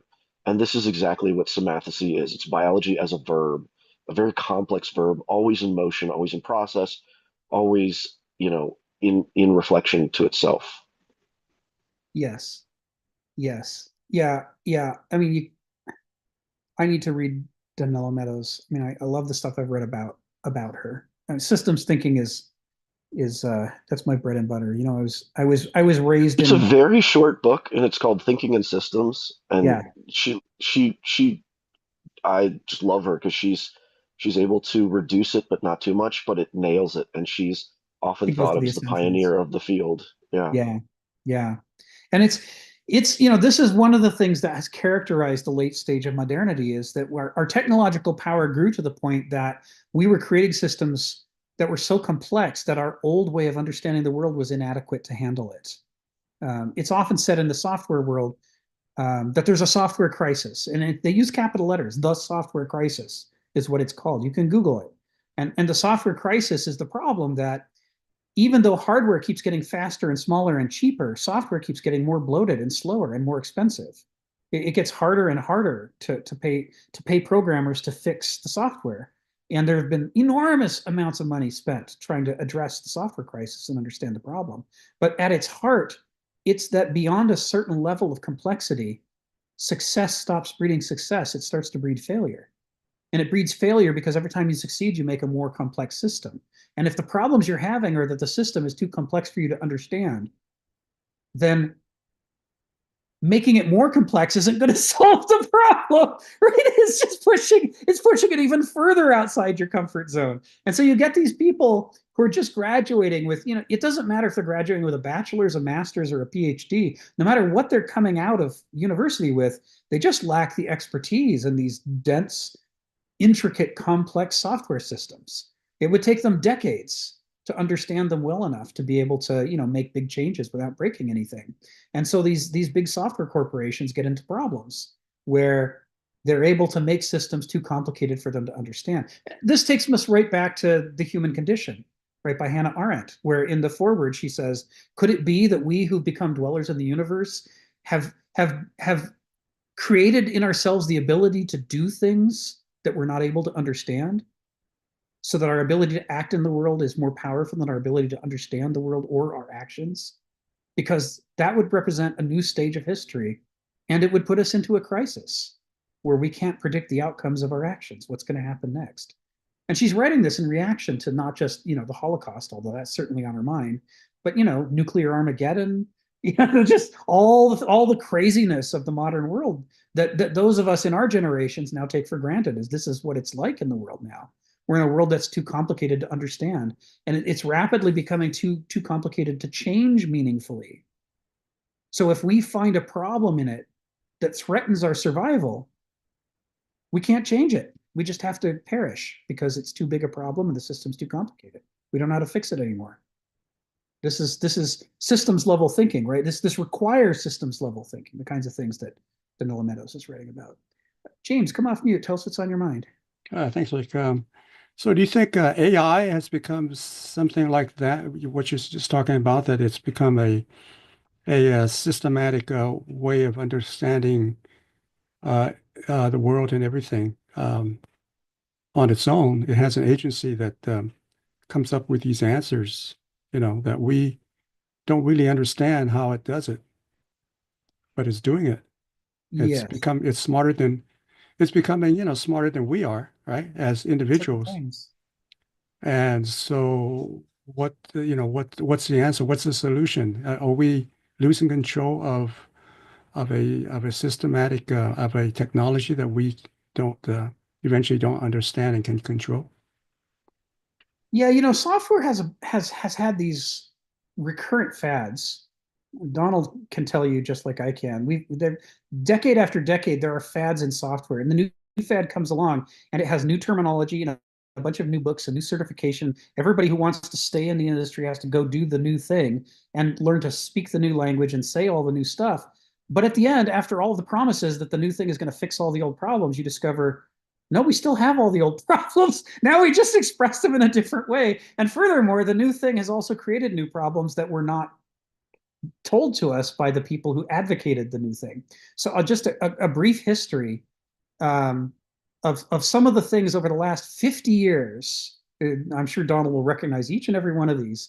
Structured programming, top-down programming, go-to list programming, object-oriented programming, web RESTful interface programming, artificial intelligence programming. Every one of these things was a ballyhoo. It was a great big, the revolution has come. This is going to fix all our software problems. Everybody drop what you're doing. You're nothing unless you learn the new thing. You have to get the new terminology. You have to get the new badges. You have to, once everybody's in line doing the new thing, we discover, oh shit, we still have the problems we had before. Now we just express them a different way. So, you know, anybody who's been in software as long as Donald and I have is going to tell you the same thing about AI, which is AI will bring some benefits and it will bring some problems, but what it will not do is it will not fix all of the gigantic problems that we've been creating for the last 60 years that we just can't seem to figure out how to deal with. And one of the key reasons why is, suppose that you make AI systems that are able to handle the massive level of complexity that human beings aren't able to handle. Okay, now, of course, what we all know is that there will be unintended side effects, right? The law of unintended consequences rules everywhere, Murphy's law, right? There will certainly, AI is going to do things we don't want it to do. But let's just set that aside for the moment. Even in its area of success, if AI understands something complicated, that still doesn't help me understand it. That just means the AI understands it. The problem, says Hannah Arendt, is that we don't understand what we're doing. And having something else that understands it and can make these changes still doesn't bring us any closer to having a world that we're able to manipulate for our own health and benefit. Because it doesn't help us to make choices. So, an example of where AI can be helpful, I'll just we're using AI in the medical software that my nonprofit's working on, but we're using it in a very limited way. And when I tell you what this is, you'll understand perfectly why this is a good application of AI. What we're doing is lung cancer screening, right? We take images of people's lungs, and what we're trying to do is detect lung cancer when it's tiny, the size of a grain of rice. Because right now the problem is you don't have very many nerves in your lungs. By the time you discover lung cancer, it's at stage 3 or 4, and it's too late to do anything about it. And the 5-year mortality rate is 85%. 85% of people who discover they have lung cancer are dead within 5 years. This is more than 3 times more lethal. I mean, it's more lethal than the next 3 cancers put together. I mean, it's really bad. And this is why it's bad. We discovered it too late. So for 25 years, there's been this international consortium, and they're trying to fix this. And they've come up with these great strategies for how to figure out who might get lung cancer and how to make screening cheaper and safer and more accurate. And they want to pick it up when it's the size of a grain of rice. The problem with discovering when it's the size of a grain of rice is that's not the only grain of rice in your lungs. There's valley fever in Arizona. Donald might have heard of valley fever, and it makes little cysts in your lungs, and they look a lot like lung cancer cysts. And so, you know, you got a problem. Is it a tumor or is it a cyst? And when you start to really delve into the medicine, it turns out there's like dozens of these things that can happen that are hard to tell apart. And also, if we check and we decide, okay, this year all of those cysts are valley fever, you don't have lung cancer, you're fine. We still want you to come in next year, and we want to take a look, and we want to see, are there any new nodes? Did any of the nodes that we thought were safe start to grow and become carcinogenic? You know, we've got to compare over time. So for each patient, you're talking about what could be dozens of little spots in the lungs that you're tracking year after year after year, looking for changes. Somebody has to fill out the form that says, okay, nodule number 1, I think it's fine. Nodule number 2, I think it's fine. Nodule number 3. And they can't just say, I think it's fine. They have to fill out like a dozen things about it. Where is it in the lungs? You know, is it smooth or is it rough? What's its size? There's all this stuff that has to be recorded. It is just mind-numbing. These radiologists do not want to fill out these forms. But if they don't fill out the forms, they won't save lives. Well, guess what's good at comparing pictures to each other and telling if there's been a change? AI, this is good for AI. It's like, do the boring part. Here's the old image, here's the new image, fill out the form, right? Put all the nodules on the list, and say if any of them have changed or grown, and then we'll hand that to a radiologist. And now instead of typing and typing and typing and typing and typing, they can just look at the answers and go, yes, I agree. Yes, I agree. Nope, that one's wrong. Let me fix this one field. Radiologists love it. It's a great use of AI. The AI is not trying to make decisions for them. It's just doing the busy work part, which they then are still responsible for checking. So this is a way in which AI could actually save lives. And we can drive down the 5-year mortality rate with lung cancer from the time it's detected from 85% to 15%. 85% of people could live 5 years after detection if you find it when it's small, because then it's an outpatient procedure. But all this paperwork has to be filled out in order to detect it. And that's just so boring for people, especially people with an education like a radiologist. They worked so hard to get these high profile skills, and now you've got them being glorified typists. It's just, oh my God, they want to die. So yeah, make the AI do that part. But the concern is that people aren't going to use AI for that sort of thing. I mean, they're going to use AI to say, now I don't have to pay photographers. I'll just steal photos off the web, and the AI will manufacture pictures out of these, it'll plagiarize off of all these pieces. And then people will be free to dig ditches and be typists, so that the AI is free to do all the creative stuff. It's like there are distortions here that have to do with how the thing is used. And they're similar to the distortions that afflicted object orientation and web programming and structured programming and top-down programming and all the other revolutions. Eventually, those of us who are technocrats, who spend our lives doing technology, we learn not to be technophiles. And technology is the problem that we work on. It's the domain that we work with, but it's not a god, and it's not going to fix everything, because that ship sailed decades ago. We've seen television was going to make us all educated. Remember, we're going to be the smartest people who ever lived. Is that how television is used today? God help us all. Stephen, come off mute and tell us what's on your mind. Can you hear me? Yes. Oh, good. I was looking for some of your interesting views on the fact-value distinction. In terms of that, you believe you can find values in nature. You are aware of the famous Yes. fact-value distinction, when you get Yes. awoken out of your dogmatic slumber sort of thing. Yes. You want me to comment on that? Yes. It's this Okay. belief that you can find values in nature. Yes. So I'm going to respond in the following way. Regardless of whether or not there's values in nature, it's important to understand that we're the first epoch that ever thought there were not. It's one of the most distinctive characteristics of moderns, that they think that they live in a meaningless universe.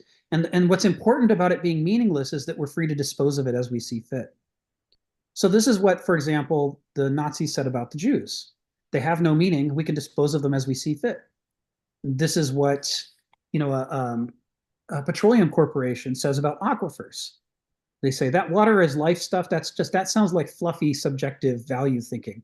But water is just a thing like any other thing. We can do anything with it we want. So we're going to dump our fracking waste into aquifers. Why not? It means nothing. Nothing means anything. So everything is free for us to do what we want. Kenneth's critique of modernity and its addiction to this concept of meaninglessness is that the purpose of it is to enable the worst behavior that the world has ever seen out of Homo sapiens. And it's all justified by, any criticism you could possibly make of destroying all life on Earth is based on values. So if your premise is there's no values, then there's nothing to stop you from doing anything to anybody at any time. So this is what's interesting is why this belief system exists. Does it believe do we promote the idea that values don't exist because that's objectively true and we're prophets of truth who tell you how things really are? Or do we promote this idea because there's a lot of money in it and nothing is more sacred to us than money?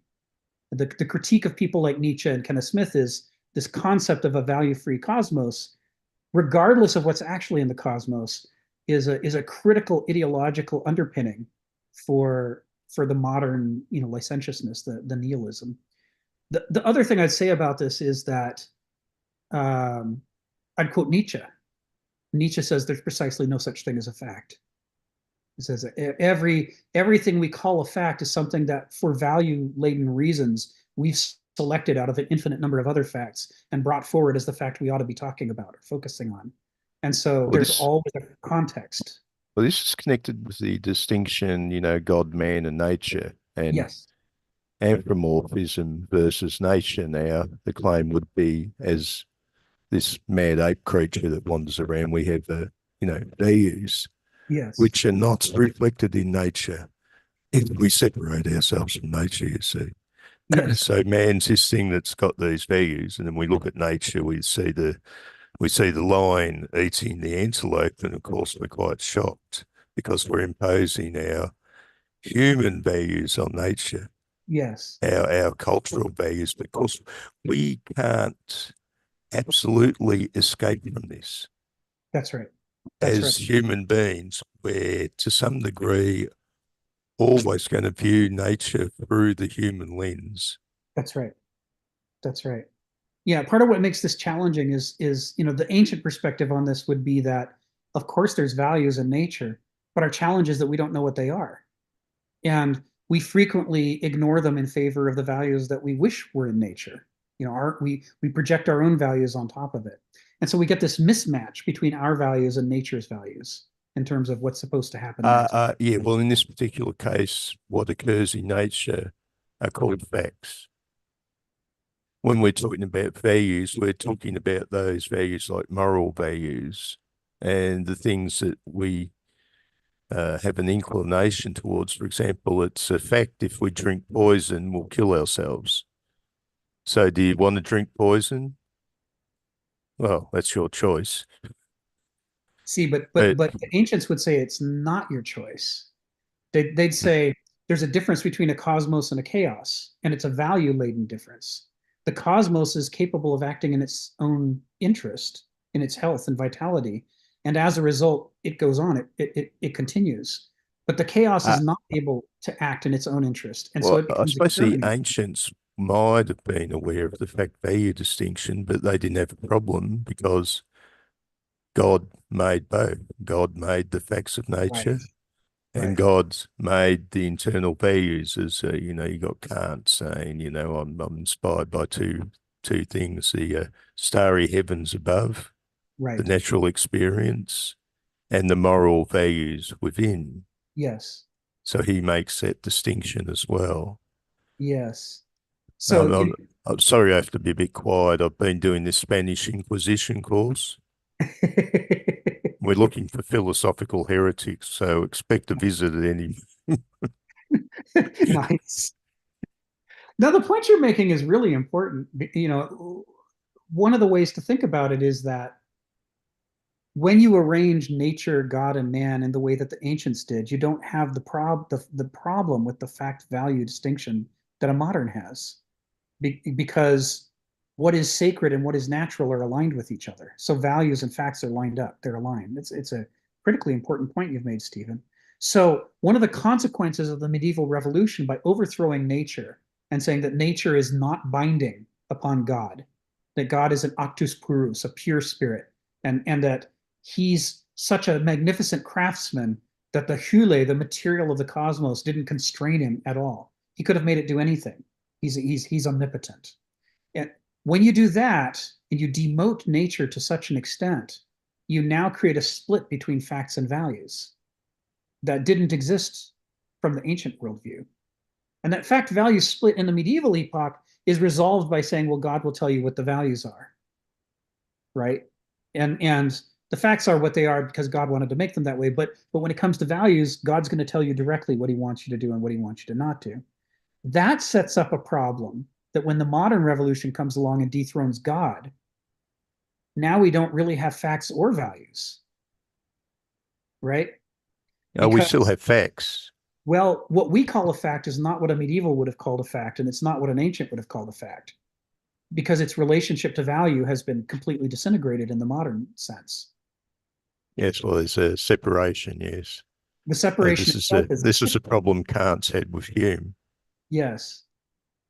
This is what Nietzsche critiques as one of the sicknesses in modernity. It's part of what makes us a sick animal, is that we have so divorced values and facts from each other that the world is now incoherent to us. It's just become a chaos in which we feel like we can impose. Or could you the Lord, our Lord and Master Nietzsche was on this. I was wondering if you could give me some material in connection with that. Yeah, I'll look. Yeah, thank you. Thank you, Stephen. It's a great question. And it really goes to the heart of what separates these three epochs from each other. I mean, at a fundamental level. I mean, yes, their economic systems are different and their political systems are different, but why? Why are they different? Why was it compelling? Why could the medievals believe that overthrowing ancient slavery and replacing it with feudalism was the right way to go? And they didn't just do it because it magnified their productive power, like a strictly Marxist analysis would say. They were persuaded by other means, and those other means had to do with the relationships of facts and values to each other. And it's the same in modernity. But yeah, I'll focus on that for a while, Stephen, in my reading. I'll try to collect some quotes. Ari, come off mute and tell us what's on your mind. Oh, thanks. I really liked what Stephen is bringing out, almost like an Aristotle here, drawing out a really important hypocrisy that will throw down the internal structure, like that linchpin. It's pulling out that Jenga piece between the separation between value and fact.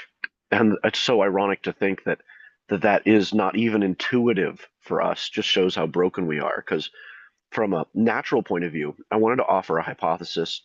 I could be wrong, but I'm pretty sure this is robust, that in nature, a great example of value that's also fact is color.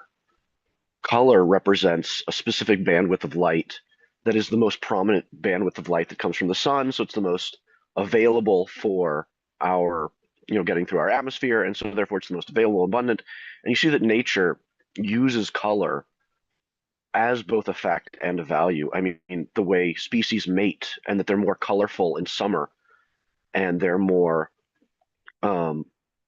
not colorful, black and white, in winter. And this tells them when to mate and when not to mate, when to be aggressive, when not to be aggressive, when to go out and forage and when not. And you see that color really represents this. Like, for instance, the hair that's almost totally white in the winter and then very, very orange or brown in the summer.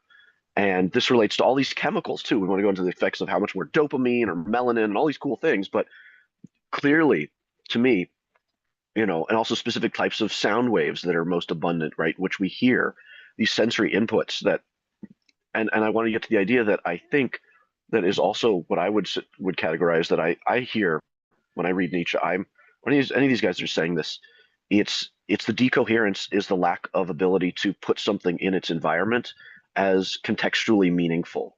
And so, like when Nietzsche says that they just draw out a fact, well, why are you not drawing out all the other possible facts? Why is this one here? Well, it has to do with some contextual meaning. And this is exactly what color does. It contextualizes a very specific signal with a very specific biological process. And yet our experience of color seems very subjective and not factual.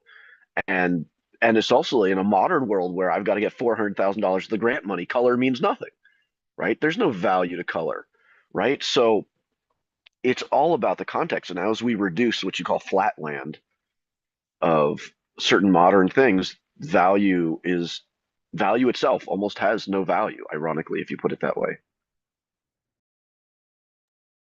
Yeah, that's right.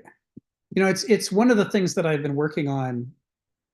Philosophy is not the only thing I do.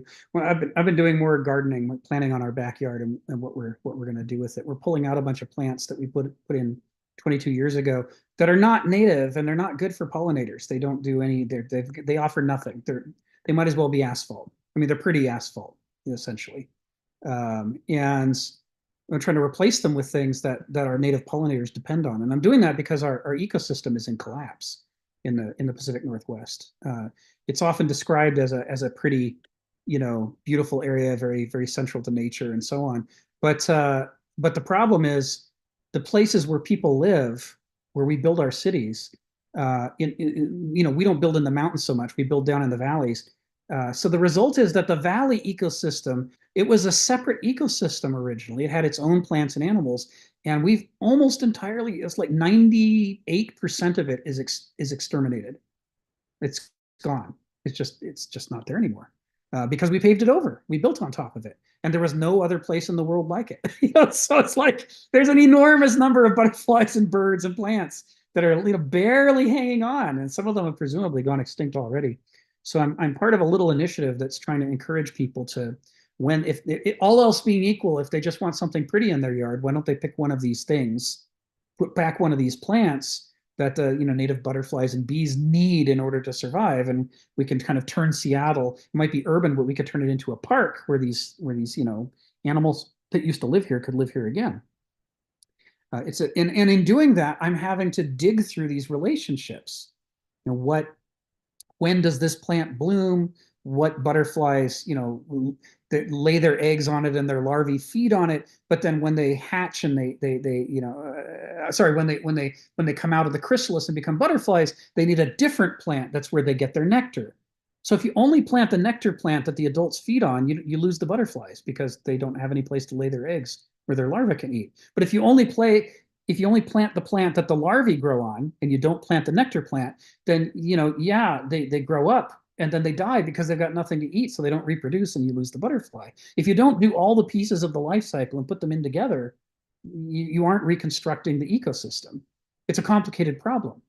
And it's one of these issues where you have a whole bunch of facts that are linked by values, right? What is the butterfly supposed to do? What is the larva supposed to do? What am I supposed to do? These are all value-laden questions. What is to be done? This isn't about facts. But for the animals and plants in question, it is about facts because they have sophrosune, so they don't have this diremption between their will and what is healthy the way a human being does. This is Aristotle's critique, right? Homo sapiens is the animal that has this problem. We lack the compass. And so 99 times out of 100, we pick a plant to put in because we like it. Why do we like it? Who knows? Who cares? But that plant we put in, just led to the extermination of countless butterflies that can't do anything with that plant because it's from Asia. They aren't adapted. They can't get the flowers out. Or we've bred all the nectar and pollen out of it. It's very, very pretty, but it's sterile. It's nice to look at, but it might as well be a piece of plastic. It's for all the good that it does to the ecosystem. And none of us are being taught these things. We don't know what these relationships are because they're not facts. They're about values. And we don't care about I hear you reintroducing value to fact. I am. In your own backyard. It's totally what I'm doing. It's totally what I'm doing. And I'm doing it partially as a result of studying the ancient worldview and how it, like Stephen said, that they didn't have the fact value problem that we have. For them, they were lined up together. So as an example of how clueless even eco-friendly Seattle is, if you want to plant a tree by the street, there's a lot of rules and regulations about what you can put there because they would rather that the tree not knock over the power lines, buckle the sidewalks and so on. And so they have a bunch of rules how to decide what to plant where, and they give you these suggested tree lists. Well, if you go through the tree lists, less than 1% of the trees on the list are native Seattle trees. 99% of them will be committing ecocide. It's like, yeah, the birds can't do anything with that. The insects can't do anything with that. It's perpetuated. It's like asphalt. And this is Seattle. This is as good as it gets, right? Seattle is one of the most eco-friendly cities in the country. And we're clueless. We're basically 99% ecocide, 1%. I wonder if maybe we shouldn't exterminate everything. I wonder if you disrupt all these links between living systems, if it all falls apart. And then we're like, where'd all the birds go? Why is it so quiet in the spring? How confusing. These are the kinds of problems that moderns have that ancients didn't have. For us, fact's a fact and the value's irrelevant. It's some kind of irrationalism. It's to be excluded from the law. It's to be excluded from policy. It's to be excluded from the discussion. But anyway, so the point is, I wanted to say real fast, it just sounds like you're making the point that for us, these things that should be highly intuitive are actually trained in us to be counterintuitive. Yeah, that's right. That's right. Our culture makes questions of value intuitive because they're irrational, and irrational things are bad. And this is what they teach in philosophy, for what passes for philosophy in universities all over the world. Subjectivity is bad. Irrationalism is bad. being obsolete or out of date or old or archaic is bad. You should be modern. You should be objective. You should be mathematical and scientific. That's what matters. And everything else is bad in some way. And the problem is that the bad of irrationality is the realm in which the meaning of life exists. The meaning of life is irrational. Everything might depend on it, but it's irrational. I mean, why not death? I mean, if things are just facts, then why does it matter whether, a butterfly lives or dies, or I live or die, or the entire Jewish people live or die in Germany? Once you abstract yourself enough from values, you're capable of monstrosities without a second thought, without feeling bad about it. Even organized, systematic, logical, rational, coherent monstrosities.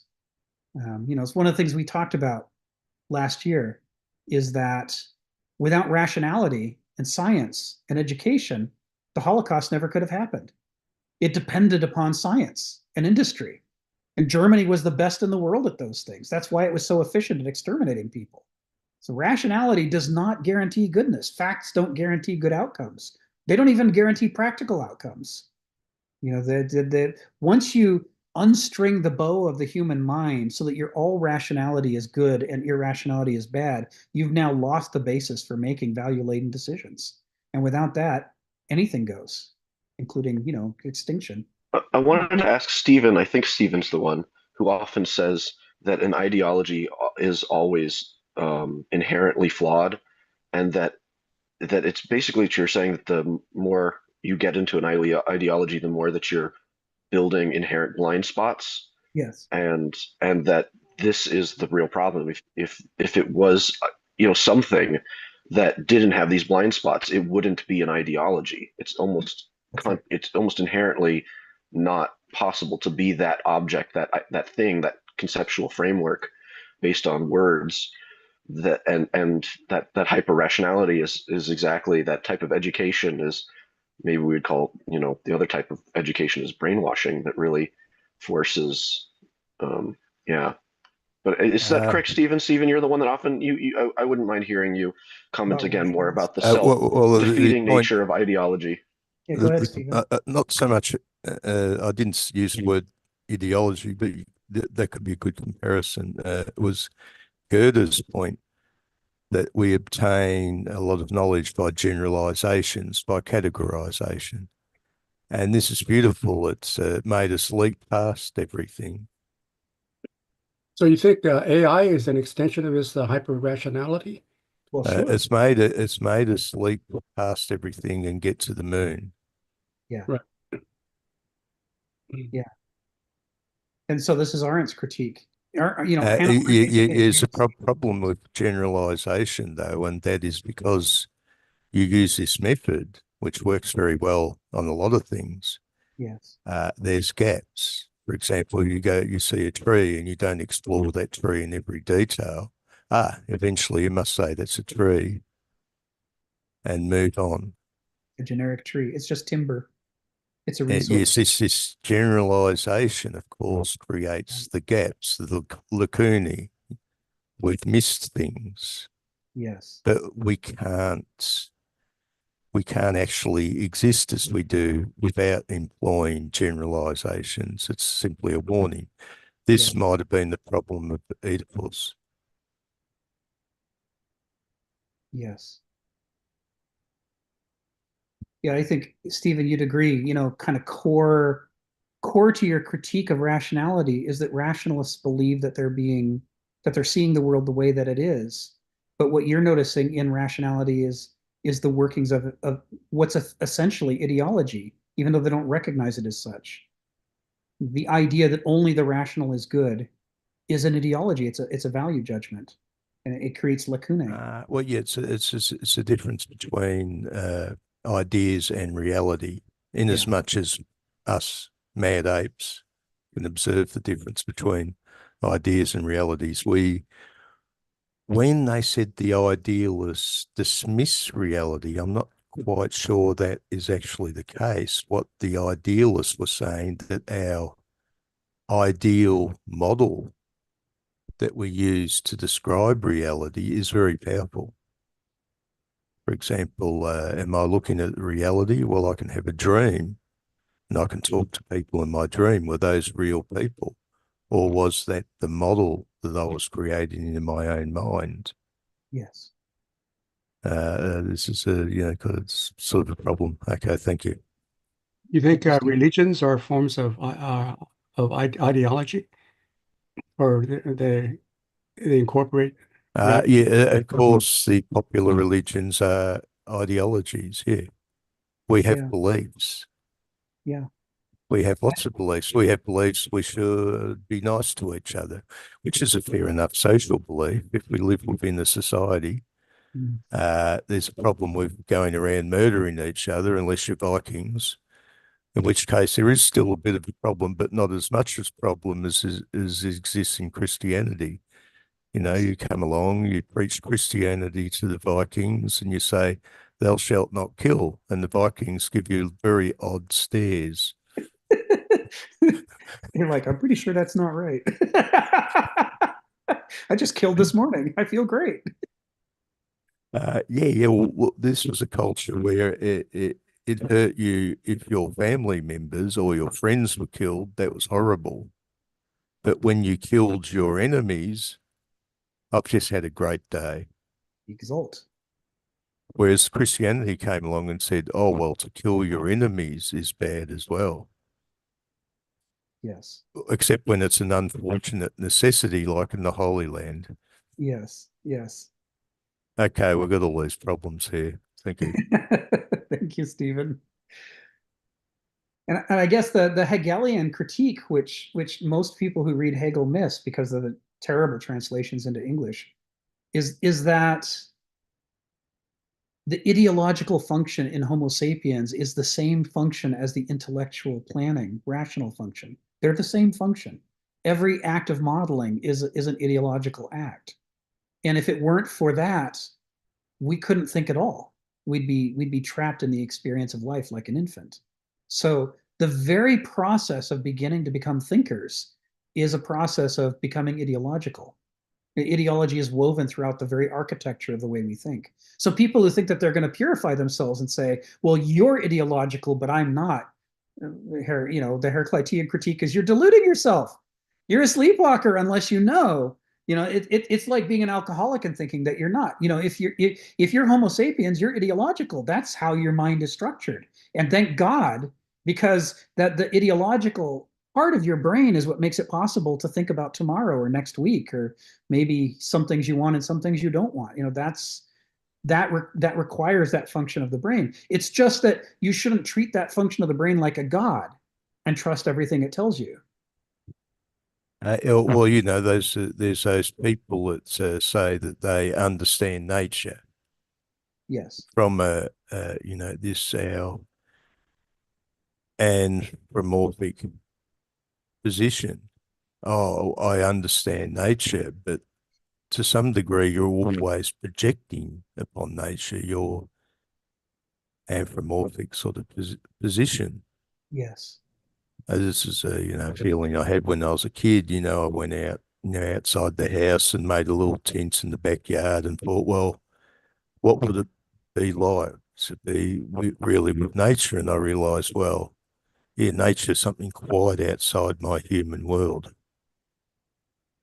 That we tend to find that people project on nature. The famous case is in Australia is the Azaria Chamberlain dingo case, where a woman's baby was stolen by a dingo, but nobody would believe her because dingoes are just nice little puppy dogs, like our dogs at home. Right. How can that be? That's impossible. A puppy dog would never steal a baby. And the entire apparatus of the Australian legal system fell over that one. Yeah. We had existed in a culture which for years had shot at everything. I see a dingo, I shoot at it. I see a crocodile, I shoot at it. And of course, all those unfortunate greenies came along and told us you're doing the wrong thing by shooting at all the wild animals. And of course, the wild animals started coming back. So you've got the alligators swimming around Florida now, and people weren't used to wild animals so much anymore. You know, they said, "Oh no, that's that bear out there. That's just a cute, cuddly bear I see in my I'm gonna go pet cartoons." the bear. Go pet the bear. And when people were out there with their guns shooting everything, the animals developed this habit of avoiding humans like the plague. But when the guns were put away, of course, the animals thought, well, these humans are walkovers. So it's a problem. It's just how a whole generation lost that awareness that wild animals are, in fact, dangerous.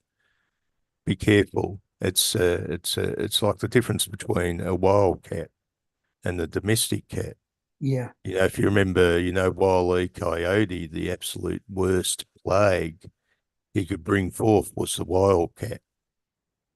That was the absolute terror. But of course, this same creature, the wildcat, domesticated, apparently is just this fluffy, funny, comical, humanized animal, which, lucky for Rick, his little wildcat is just not big enough to eat him. Yes. Well, and Okay, the I think. wildness that Stephen's talking about is central here. You know, if you Google savanna cats, you'll see that there's people who've been breeding a new domestic cat by crossbreeding it with a wild cat. And what you learn about savanna cats is they have to track the number of generations since the last time the wild cat was bred into the line, because the closer you are to the wild cat, the more the cat is aggressive and hostile and wants to piss all over your house and tear things up. And they, you know, they recognize that the psychology of a domesticated cat and the psychology of a wildcat are radically alien psychologies, right? They have to be. The wildcat couldn't survive if it had the psychology of a domestic cat. So when you get these crosses, you get into trouble because it looks cute and cuddly, but it still wants to eat your hand and piss on your bed, you know, which is not the best behavior, right? But it wants that. It's got instincts for a reason to want to do that, just because it's not convenient for us. So anyway, thanks, Stephen. Donald, come off mute. Tell us what's on your mind. Well, it's coyote mating season here in Arizona right now. And local chat stuff is like, I saw a coyote. And it's like, they ought to do something about these coyotes coming into the city, you know, as if, I mean, they were here first by thousands of years, tens of thousands of years. We just built things and they're quite intelligent and quite adaptable and largely avoid people, but still find lots of voids within urban areas to have dens, have young, continue to live.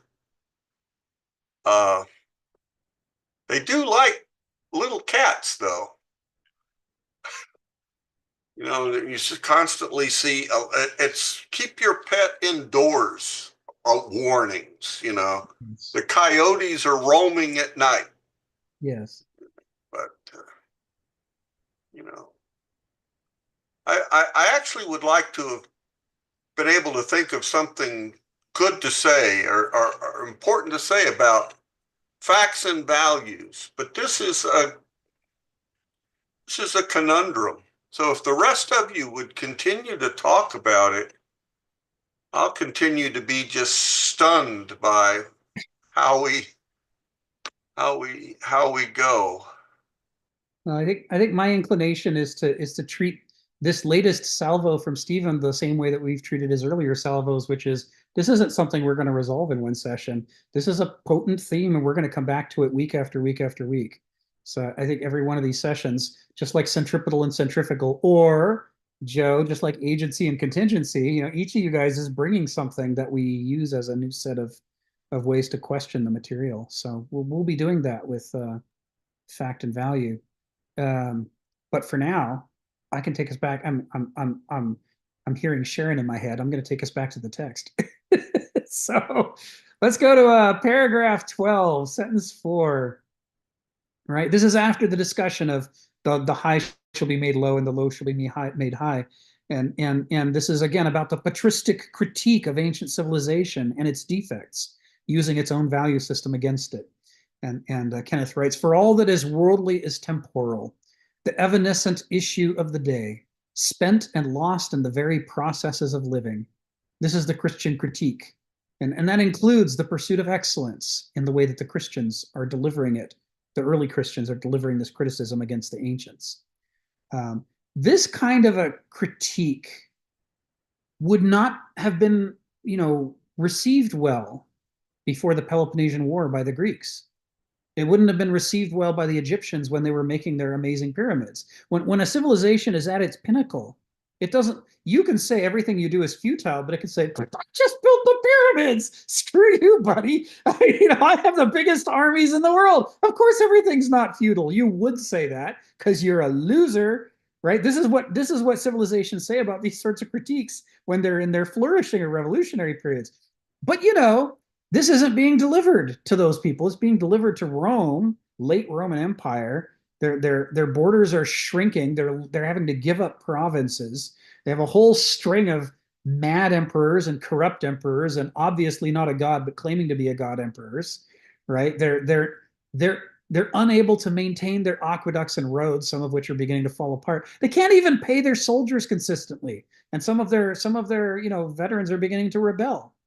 That's a receptive audience. You want to say all of this is futile, this pursuit of honor is not getting you anywhere? That's an audience that wants to hear that message, right? These writers know their audience. And this is another warning about people who want to read the timeless wisdom of the past. It's not timeless. It was written for a particular audience by a particular writer. Now, there may be things that you can draw out of it, but you have to be careful not to draw falsehoods out of it. You got to know what was at stake for these people. What was the struggle? And the struggle for these patristic writers is, how can we convince people to give up the corrupt Roman Empire and the whole way of life that leads to it? How can we critique it?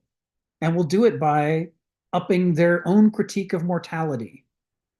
You're going to die. Your creative works are going to die. Why bother? This is, again, that thread of nihilism. It's meant as a deflation of hubris. And God knows the late Roman Empire needed its hubris deflated. But if you're not careful, it turns into a philosophy of futility and passivity and infantilization. And that will be a major recurring theme throughout the medieval period. Both of those things. On the one hand, is this message empowering, so that the people who don't hold power are able to see that they could be good in the world and that they too have something to contribute? Or is it does it take on the other side of the coin as defeating, telling people to just not bother? Just, hope that heaven will fix everything for you. The twin sides of this interpretation are there from the beginning in the critique, because it's the only way that they can convince, the powerful Romans that what they're doing is not working and there's a better way. He continues, Christianity wielded to devastating effect an Olympian perspective of disdain for all the futile endeavors of man. Olympian, he's saying this is how the Greek gods have contempt for humanity. Why did Zeus punish Prometheus for giving fire to mortals? Because mortals suck. Why would you give a sacred gift to mortals? The hell were you thinking? Right? There is a misanthropy that's woven into the ancient religion that's hard for us to look back on and appreciate the way that the ancients meant it. The ancients were frustrated about their own mortality. They said, God, we're so stupid. Don't give us power. You know what we'll do with power? We'll do something stupid, but it'll be a more widespread stupid because you've given stupidity power. Right? What we need is wisdom. We need to question, who are you? We need to question ourselves so that we can stop making as many stupid actions and start making wiser actions. They've got this critique. So the use of Olympian perspective here is not an accident. What Kenneth he's talking about the misanthropy that's woven into ancient Greek religion, that the ancient Greek gods were misanthropes. They're like, man, people suck. We'll do our best by them, but God, man, I just don't know. And they're taking that value system and turning it against Rome itself. They're saying, you remember when you used to think about the ways in which mortals fall short of the sacred? Why don't you think about that again? Why don't you look around your Roman Empire and think about the ways that it falls short of the grandeur that should be possible? This is a message to an audience that's receptive for it. It's their own value system. He then quotes Matthew, which of you, by taking thought, can add 1 cubit unto his stature? Right? You can't do it. You're mortals. You're limited. Stop being so arrogant and proud. Enough with the hubris. You don't deserve to have that hubris. And it's getting in your way. Your pride is your biggest problem. And, I can say that this is true to the ancient value system, but let me quote Heraclitus. Men don't believe in the sacred because of their incredulity. He says men overlook the things that matter simply because their own belief system is so strong. They're not capable of believing in the things that matter. That's how stupid we are, says Heraclitus. People raised on that sort of idea are going to be receptive to this recognition that you can't make yourself 1 cubit taller. If you're as great as you think you are, why don't you lift the house with your hand? You can't, because you're not that great. Deal with who you really are. Have some humility. This is part of the work that Christianity is doing to make not hubris. Well, hubris, they're calling it hubris, but let's use the more Greek term. They're not pride per se, ordinary, not the striving to do better, not the pursuit of excellence, but humility, recognition of our limits. The Christians are saying that should be the foundation of human society. Because if we can recognize our limits, that will put us in a better position to recognize the virtues of those who have more virtue than we do. And then we can make a better society. Donald, come off mute and tell us what's on your mind. Well, I guess Kenneth came to this understanding decades after he spent all that time in high school and college working arduously to get ahead. Or maybe he's simply not Christian. I've never discussed that. But this is an excellent reversal, a transvaluation of, I mean, paragraphs 11 and 12 are have left me stunned in the way that, like Socrates, talks about stunning others with his questions and stuff about how Christianity did the reversal on antiquity and did it, I would have to say, well done. Maybe not to a good end, but well, against the Romans, of course, Christians never met the classical Greeks. They weren't around. So I can imagine that Pericles would have said, go away. You don't know what you're talking about. But yeah, this is just, I don't know. I wish I had something to contribute, because this is so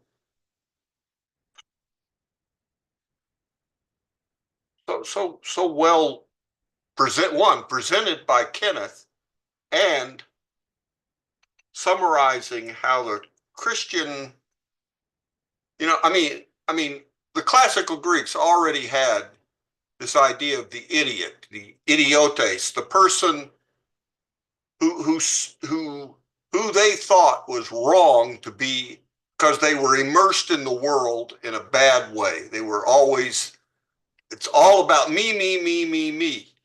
And the Christians come along and say, yes, but what you Aristoi don't realize is you're no different. You are immersed in the world. You just think you can overcome it, but you can't. and you haven't. And we will show you how. Stunning. Yeah, Shut up. it's really good writing, isn't it? And Yeah. you know, I'm struck again here by how the first time when I read these essays, it was different parts in them that I thought were great, and other parts I would just skim through and go, it doesn't say anything to me. And now I come back to them, and the parts that I thought didn't say anything to me, now that I know why he's using the words he is and who he's quoting, those are the most pregnant parts to me now. I'm like, why did I skim this part? I thought that this was the chaff, but this is the wheat right here. He's summarizing why the Christian critique of the ancients worked. Why could they not refute these arguments? And the answer is because we're using the ancient value system against themselves. It's cultural judo. When cultural judo is working on you, there's nothing you can do. It is your own value system. All of the things that seem persuasive to you have now been pointed against your own flaws, right? And when you look at the flaws from that light, you realize, my God, they're right. I do think it's all about me, and this is why we keep having problems. We keep getting egotists as emperors. The pursuit of excellence and taking pride in excellence is one thing, but the real Achilles heel of the ancient world is that the good parts of that worldview were not original to it. They were an after-the-fact rationalization of the slavery that the Greeks had already imposed upon the indigenous peoples, where they invaded and set up Greece, right? They enslaved because they could, and afterwards they made up a framework of psychology and ethos that justified it. Except that it didn't actually justify it. It was just a fig leaf, over the raging erection of the desire to conquer. And the Christians are coming back and saying, well, if we lift this fig leaf, what I see is hubris. You can say that you're the best. You can say that you've overcome your limitations and your passions, but nobody can overcome their limitations and their passions, can they? Maybe you've made some progress, but I still see your decisions riddled with self-interest and self-congratulation and so on. And it's true, they were. It was the claim that they were a radically different caste of people and not the same kind of people, but struggling to do a better job. That over-the-top claim was, on the one hand, the only justification for Caesars who had all kinds of power and claimed to be gods.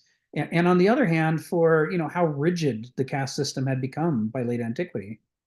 So it was ripe to be deflated. The Christians are just pointing out the hypocrisy running through the entire ancient world.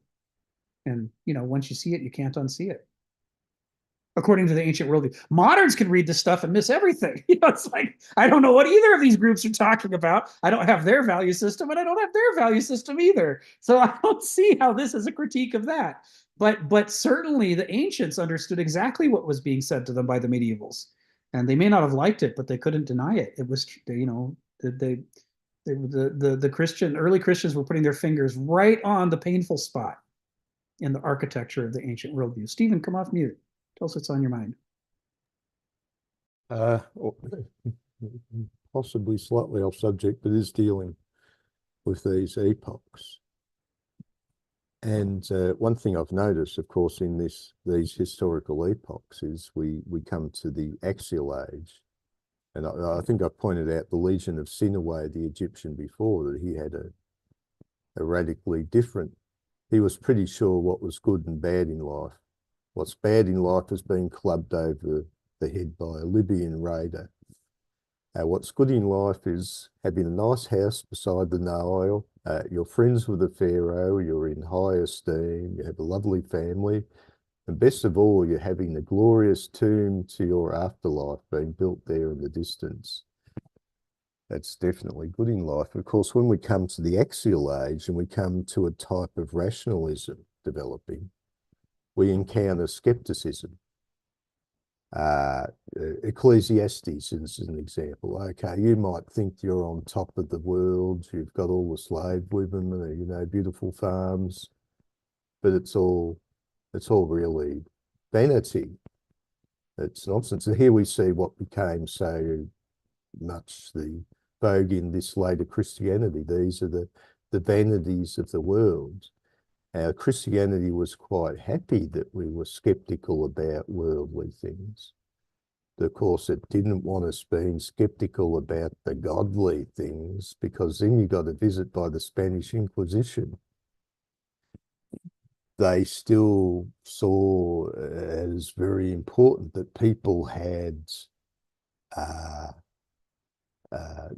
were unskeptical about the ideological and supernatural sort of ideologies. That there's don't worry, guys, the world's crap. Don't worry, just keep your nose down, and when you're in heaven, everything that belongs to you will be given to you. Certainly they didn't want skepticism about heaven.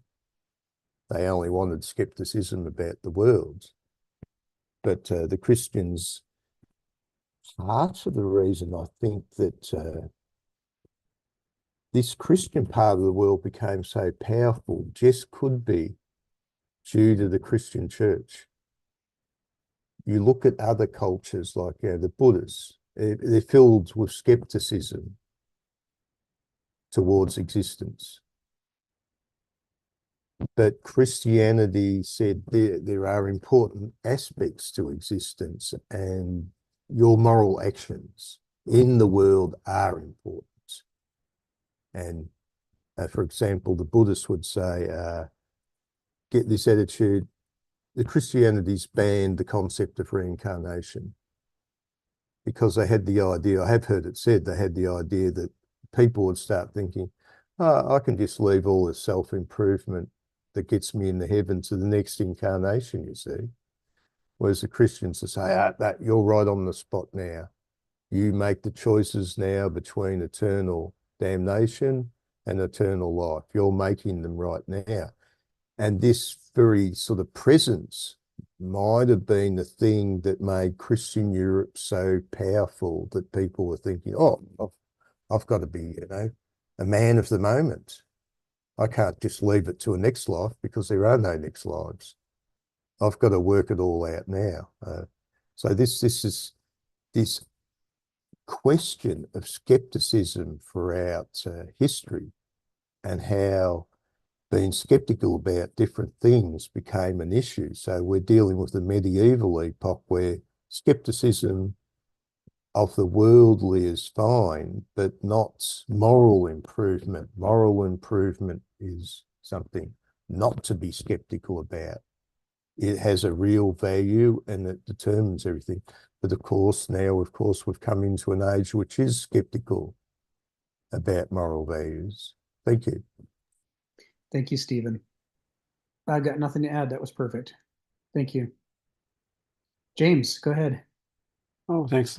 Is this a continuation of a kind of Platonic, offering reasons, for a lack of meaning, in investing in the worldly, goods and so forth, but you have to achieve something higher, like the sense of immortality that it mentions in this paragraph, that man should look for something more than is offered in this world, because Nietzsche is the one who's critiquing, right? He's really critiquing this Platonic argument and also the Christian argument for immortality, which he considers a kind of a nihilism, enslaved mentality. But he's in this paragraph, it sounds like it's offering a kind of a Aristotelian, argument, right, for this perspective. Yeah.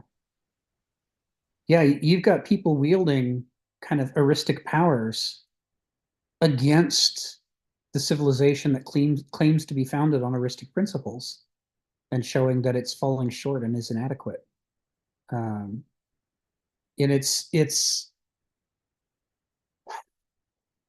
there are some uncomfortable bedfellows here, because the good news promise, yay, you're not mortal, you get to live forever, is that's more of the playing to the crowd. Oh, you don't have to be afraid of death. You're not going to die. That's like the kind of thing a con artist says. It doesn't require any philosophical sophistication, and it's going to be widely appreciated by a large number of people, whether it's true or false. So it's a, you know, you have a problem and we can fix it kind of approach. Whereas these critiques of the value of the ancient epoch in terms of failing to deliver on the promises, on its own promises, and on failing to, by its own, according to its own value system, failing to adhere to its own value system, these are taking a different approach. This is not the populist, you know, good news, you know, the bread's on sale today kind of thing. This is the, you've got to work to understand it. So, but remember, the ancient world was producing a fair number of aristoi. You know, they may not have thrived under the ancient Roman Empire, but they were still there. And they thought about the world differently than the douloi and Benausoi thought about the world. And so these patristic fathers, I think, in line with what you're saying, are they're not only offering the, you know, populist good news to win over the douloi, they're also offering cogent arguments to win over the aristoi. You're sort of seeing both at the same time. And yeah, they're drawing off of Plato. They're, you know, even before Augustine starts wielding Plato to try to, you know, bolster medieval theology, in the early days, they're wielding Heraclitus. I mean, God, the Logos is right there, left, front, and center. And the Logos meant something very different to ancient Greek readers than it means to the modern reader. Let me tell you, now it's the word of God, but it used to be, you know, the laws of the cosmos, the hidden harmony of the cosmos. You know, God, that's God, right? It's more important than all the other gods. It's more binding on all the other gods. It created everything. It explains everything. It's a philosophical argument for theology. That is the kind of thing that Aristoi can really scratch their heads over and go, well, that's interesting and compelling. Even if it's being missed by the douloi, even if they don't understand what's it sounds very much like Socrates, you know, before he drank the hemlock, that his, you know, he's not afraid of death because his soul is going to survive, and that's immortal, right? Yeah. Yeah. Well, and, you know, that's the kind of thing that really offended the Athenians. Because in the ancient worldview, it was supposed to be that your body is the real you and the soul is just the thing that animates you and it goes away, and that's not you. When you die, the animating part goes away, but the real you, you know, molders in the soil. You know, what Socrates is talking about is foreshadowing of the Christian position, which is no, the body is not the real you. It's the soul that's the real you. And so it does live forever. That's the transvaluation of values is beginning to happen. You know, we've talked before about this, right? There's no simple lines in history. These things are growing. Well, the Athenians needed somebody to blame for all their problems. So they put Socrates on the list at the end of the war. Why did we lose? How could we lose? We're the Athenians. Must be that bozo. We're not allowed to lose. There must be some evil in Athens. Quick, let's get him. Yeah, it's definitely that guy there. There he is.